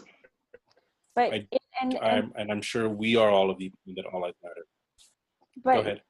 Sorry, Black lives don't, not only do they matter, but Black lives are precious. And I just feel through history, until we wake up as a collective, this whole, it's not it shouldn't be a revolution. It should be a way of life. It should be, because this cycle is gonna keep continuing and continuing until we wake up and we learn that we need to just be like more consciously evolved, and let's get rid of this racism. Yes, because it's time just to get to stop it. Thank you. Yeah, thank you guys so much for this discussion. It just means so much to be able to have your insights and stuff like that. Jeannie actually wanted to mention something, commenting on some of the discussion we've had as well. So Jeannie, go for it. Yeah, sorry everybody. I didn't want to interrupt anyone, so I was kind of patiently waiting. Discussion, go ahead. Yeah, I just wanted to share a little bit about what's been going on for me. I've been struggling to have my closest friends understand what I'm kind of going through, mainly because my closest friends are all white, number one, and number two, none of them, or they're all also heterosexual. So me being like a queer woman of color, I don't really have a lot of close friends that I can really connect with that really understand either struggle. So when all of this started happening, I really started almost getting more into myself and trying to figure out how I feel, and I did have those hard conversations with them, was trying to see what I could do, see what I could make them understand, and the best way that I found that it's been really working, or they've been really getting it, is I started posting on my Instagram stories just of little snippets from my childhood of something that was very clearly racist that happened to me, that obviously would not have ever happened to them, kind of situation. So I posted a couple of stories. I'll just share one, for instance, where I was in 8th grade. I grew up in Oakville, outside of Toronto, so predominantly white, neighborhood. And, there was only maybe 2 Black people per grade kind of situation in a small elementary school. So in my 8th grade classroom, we had a French teacher that disliked me for her, reasons, I guess, right? So like any, curious student, I really loved the French language. I really wanted to learn it. I really loved it all through schools, but she just happened to be my 8th grade French teacher. I was a new teacher. I never met her before. It's, I was all excited. And after the first couple classes with her, she, every time I'd ask a question, she would get angry and kind of lash out at me in front of the entire class. And I didn't really understand what was happening. I was just like, I'm just asking you to clarify because I don't understand how to pronounce this, or, just normal questions that a kid asks. And if someone else asks it, it's fine. But if I ask it, she's yelling at me. And it just got to the point where she kicked me out of class twice. And then after that point, she wouldn't teach me. So she refused to teach me. So her and the principal put me in the front of the school, like the foyer of the school. I sat at a table with no French work. I sat by myself in the front of the school every French period, and I was not allowed to learn French, basically. So I missed an entire year of French.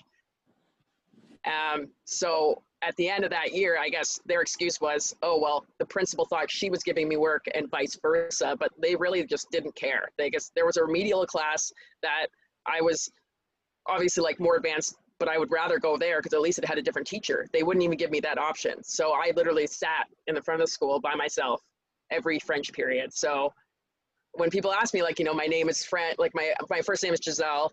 So they ask me, oh, Giselle, oh, do you speak French? And I'm like, no, and I don't want to get into why I don't speak French. And then, you have to take it in grade 9. So grade 9, it was a struggle because I missed an entire year. So that teacher was rude to me because she thought I was stupid. She assumed I was stupid because I didn't understand. She's like, you should have already learned this. I'm like, well, okay, well, we won't get into that, but I wasn't allowed to learn it. So that's fine. So whatever. I ended up passing, and then I ended up dropping it because it was like, well, you get, easily discouraged. And so I shared a little story like that, or, a seating chart of where everybody else sat in the class and where me and the other Black students sat, which was behind the teacher, while everyone else got to sit in the rest of the class. So stuff that you wouldn't think would happen, but it was wild. And it's like, that's it was that was actually really messed up. So. That's fucked. So I started sharing stuff like that, and my friends were like, "Oh my gosh!" I'm getting so many reactions, being like, "That's actually really fucked up." It's like, and then one of my friends from elementary school messaged me and said, "I remember that." I'm like, "Of course you do, because it happened. Thank you for verifying." Like, I know what happened. Good, yeah. Yeah, they're like, "I'm so sorry." He's like, "Yeah, I totally remember you being in the corner." Like, yeah, why was I in the corner? I was a disruption to the class. The other black guy, he slept all day. He was tired. He was working. He had to work to help support him and his mom, and he's like in 8th grade, and he was just slept all day. He wasn't disruptive. He was just sleeping. He was trying to stay awake. He was trying to learn, and they just like didn't care. Didn't care about us. Anyways, I just wanted to share that. So Yeah, I'm thanks for sharing that. So I've just been really like this is really good for me. Like this whole platform. Thank you guys. So, because again, I don't have a lot of support other than my family, right? So, yeah, that's kind of. I'm getting emotional now, so I'll just stop. It's important to share these stories because that's how we learn. Because we don't know what's happening to us as children because we're children. There's no way we're gonna know, and the only way is as adults we get to process these events, and then when we try to understand the meaning of them and how they affect us as adults, and we really have to unlearn ourselves, unlearn these bad experiences taught us, because we tend to blame ourselves and carry that blame with us for the rest of our lives when it ain't even our fault half the time. I'll share a story with you. My youngest brother, Colin, he's 8 years younger than me, and he's super bright. For the longest time, I thought he was the smartest person I knew on the planet. He's my youngest brother, and he is my older brother. I would go to him for advice, and he would give me emotional and philosophical advice. And he shared with me last year, or a couple of years ago, he said that, he went to Albert Campbell Collegiate in Scarborough, across from Woodside Square Mall, and that was his last high school he went to, because he bounced around different schools. But he said that when he was there, he felt lost, but he didn't felt lost. He felt neglected. He felt that the teachers didn't give a shit about him. And when he came to participating in class, he was always looked over. And when it came to assignments, he wouldn't get the extra help he needed. And it was frustrating for me because I was in university. I went to much school in Montreal. I went to a good school, and I just assumed that my younger brothers would follow suit because I'd set the example. They came to my high school graduation, and when I started university, we hopped in the car and we drove all the way to Ottawa, and they even came to me in Montreal and stayed with me for a couple of weeks. So I said, yeah, for sure. I did my job. They're going to follow my example, and they're going to go to university. But they didn't. Neither of my brothers went to university, my two youngest brothers. And they just felt completely failed by the school system. The teachers just didn't give a shit. My brother Colin said the class sizes were large and no one asked him if he needed help or if he understood or anything. And that's a form of racism right there, because I know that a lot of kids growing up in school, just for a bunch of reasons, like you said, Jeannie, that guy sleeping in the corner was tired. He wasn't a disruption. There are a lot of kids in school who are just bored out of their freaking minds, because the way the school system is, sometimes the way they teach the lesson is counterintuitive for some of these kids, because face it, a lot of young kids are really, really sharp, and the course material is structured in a way so that everybody can understand it. And so they sort of dumb it down a lot. And these kids, and so for really bright kids, they don't feel like they're being catered to, and life is hard. Anyways, thanks for sharing that, Jenny. That really touched me. I understand that. And I'm glad you're here and you can feel that you got a sense of community here. We'll listen to all your stories. There's too many. No, there are too many. And everything that's happening is it's resurfacing all my childhood trauma, right? It's like these things that I pushed down and put away, and I didn't want to think about it. I don't want to feel it. And now I'm like feeling everything all at once, and I'm just like, I'm gonna explode, Yeah. And you know what? I'm sorry that you feel like you have to explode, but keep feeling it, because now is the time to deal with it. If you keep suppressing it, it's not going to help anymore, Yeah. I think Can I? Anybody Can else I? have something to had share? a couple of stories that she wanted to share as well. So I'm just gonna end the live stream and I'm gonna Oh stop yeah,